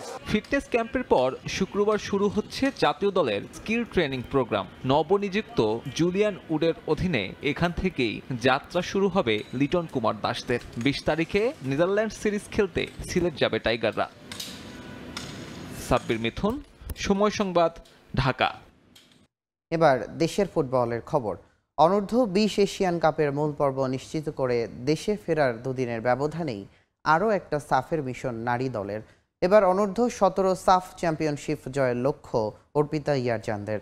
অভিজ্ঞ 15 ফুটবলার ও আন্তর্জাতিক পর্যায়ে অভিষেকের অপেক্ষায় থাকা 8 জনকে নিয়ে 23 সদস্যের স্কোয়াড ঘোষণা করেছে বাফুফে। বয়সভিত্তিক সাফের যে কোনো ক্যাটাগরিতে বাংলাদেশের মেয়েদের আধিপত্য স্পষ্ট। শুধু বয়সভিত্তিকেই নয়, মূল সাফেও লাল সবুজের কন্যাদের সাফল্যের গল্প ভুরি ভুরি। তবুও তাদের বেতন ভাতা নিয়ে বাফুফের গড়িমসির শেষ নেই। আরও একটা সাফ মিশনের আগে বিতর্ক ফুটবলারদের খাদ্যাভ্যাস নিয়ে। যদিও বিষয়টা নিয়ে গণমাধ্যমে একটু কড়া জবাবই দিলেন নারী উইং এর চেয়ারম্যান। পাঙ্গাস মাছ আমাদের এখানে, এই যে অর্পিতা বসে আছে, না না না, আপনি থামেন, আমি উত্তর দিতে দেন। অর্পিতা এখানে বসে আছে, জিজ্ঞেস করেন যে ওরা পাঙ্গাস মাছ খায় কিনা। না, কখনো পাঙ্গাস মাছ দেওয়া হয় না। অনূর্ধ্ব 20 এশিয়ান কাপের মূল পর্ব নিশ্চিত করে দেশে ফেরার দুদিনের মধ্যেই এবার আর একটা সাফের মিশন বাংলার জয়িতাদের। ভুটানের চাংলি মিথানে আগামী 20 থেকে 31 আগস্ট মাঠে গড়াতে যাচ্ছে অনূর্ধ্ব 17 সাফ চ্যাম্পিয়নশিপ। সে আসরে শিরোপা জয়ের লক্ষ্য জয়িতাদের। এই টুর্নামেন্টের জন্য ইতোমধ্যে 23 সদস্যের স্কোয়াড ঘোষণা করেছে বাফুফে, যেখানে আছেন গেলবারের অনূর্ধ্ব 16 সাফের দলের 15 অভিজ্ঞ ফুটবলার। অর্পিতা, ইয়ারজান, প্রীতিদের সঙ্গে আছে অভিষেকের অপেক্ষায় থাকা নতুন 8। আমাদের প্রিপারেশন মোটামুটি ভালো। আমাদের টিমের নতুন পুরাতন মিক্স একটা টিম। তো আমাদের টার্গেট থাকবে ম্যাচ বাই ম্যাচ ভালো খেলা এবং প্রত্যেকটা ম্যাচ উইন করা, এবং আমাদের আন্ডার লেভেলের রেজাল্ট ভালো, তো আমরাও সেই ধারাবাহিকটা ধরে রাখতে চাই। রাউন্ড রবিন লিগে হওয়া এই টুর্নামেন্টে বাংলাদেশের প্রতিপক্ষ ভারত, স্বাগতিক ভুটান ও নেপাল। প্রত্যেকটি দলের বিপক্ষে 2টি করে ম্যাচ খেলে সর্বোচ্চ পয়েন্টধারী দলের হাতে উঠবে শিরোপা। গেল বছর অনূর্ধ্ব 16 সাফের শিরোপা জয়ের পর আর ম্যাচ খেলা হয়নি এই দলটার। তবে গেলবারের মতো অপরাজিত থেকেই ট্রফি জিততে মুখিয়ে মাহবুবুর রহমান লিটুর দল। টিমটা আমাদের সিনিয়র জুনিয়র মিলে একটা ভালো টিম হয়েছে। তো আশা করি যে এই মেয়েরা আপনাদের নিরাশ করবে না। আমি সবসময় আশাবাদী যে এই টিমও ভালো করবে। আর এখানে নতুন কিছু প্লেয়ার আমরা 17 থেকে নিয়েছি, তা আশা করি যে টিম ভালো করবে। সিনিয়র বলতে কি, গত লাস্ট ইয়ার 16 খেলছে কিছু প্লেয়ার, আর এবার নতুন কিছু প্লেয়ার নিছি। এখানে বাংলাদেশ নারী ফুটবলের জন্য ভবিষ্যতের জন্য অনেক ভালো ভালো প্লেয়ার আছে। আগামী 20 আগস্ট স্বাগতিক ভুটানের বিপক্ষে ম্যাচ দিয়ে মাঠে নামবে বর্তমান চ্যাম্পিয়ন বাংলাদেশ। তাজিন খন্দকার, সময় সংবাদ, ঢাকা। শনিবার থেকে শুরু হতে যাচ্ছে জাতীয় নারী হ্যান্ডবল প্রতিযোগিতা। এতে অংশ নেবে সার্ভিসেস টিম ও জেলা ক্রীড়া সংস্থার 19টি দল। এবারের টুর্নামেন্টে অনুষ্ঠিত হবে 2 পর্বে। প্রথম পর্বের 10টি দল 2টি গ্রুপে অংশ নেবে। বাংলাদেশ আনসার ও ভিডিপি, ফরিদপুর, বরগুনা, শেরপুর, কক্সবাজার জেলা, Bangladesh police, Madaripur, Kushtia border guard Bangladesh ও দিনাজপুর জেলা। দ্বিতীয় পর্বে 9টি দল 2টি গ্রুপে খেলবে। 20 আগস্ট দ্বিতীয় পর্বের খেলা শুরু হবে। এই পর্বের দলগুলো হলো জামালপুর, নওগাঁ, জাহাঙ্গীরনগর বিশ্ববিদ্যালয়, পঞ্চগড়, নড়াইল, যশোর, ঢাকা ও বগুড়া ও গোপালগঞ্জ জেলা। 2 পর্বের 4 গ্রুপ চ্যাম্পিয়ন লড়বে সেমিফাইনালে। আগামী 25 আগস্ট অনুষ্ঠিত হবে আসরের ফাইনাল। এ পর্যায়ে শীর্ষ সংবাদগুলো জানিয়ে দিচ্ছি আরও একবার। বিচার ও সংস্কার ছাড়া নির্বাচন হলে ফিরে আসবে পুরনো সমস্যা। সিএনএ টিভিকে প্রধান উপদেষ্টা। পাকিস্তান চীনের মতো ভারতের সঙ্গেও ভালো সম্পর্ক চায় বাংলাদেশ। আগামী সপ্তাহে নির্বাচনের রোডম্যাপ ঘোষণা। ভোটের সময় পর্যবেক্ষক হিসেবে দায়িত্ব পালন ইসিতে 318টি আবেদন। প্রবাসীদের ভোটাধিকার নিশ্চিতে কাজ করছে কমিশন।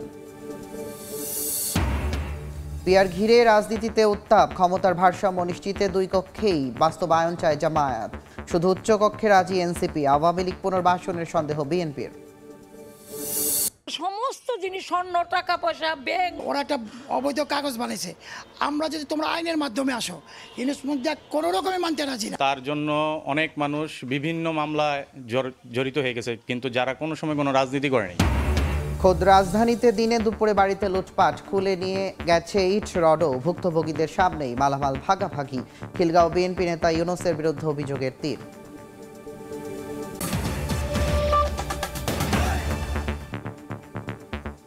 এ ছিল ভোরের সময়ে, সঙ্গে থাকুন সময়ের।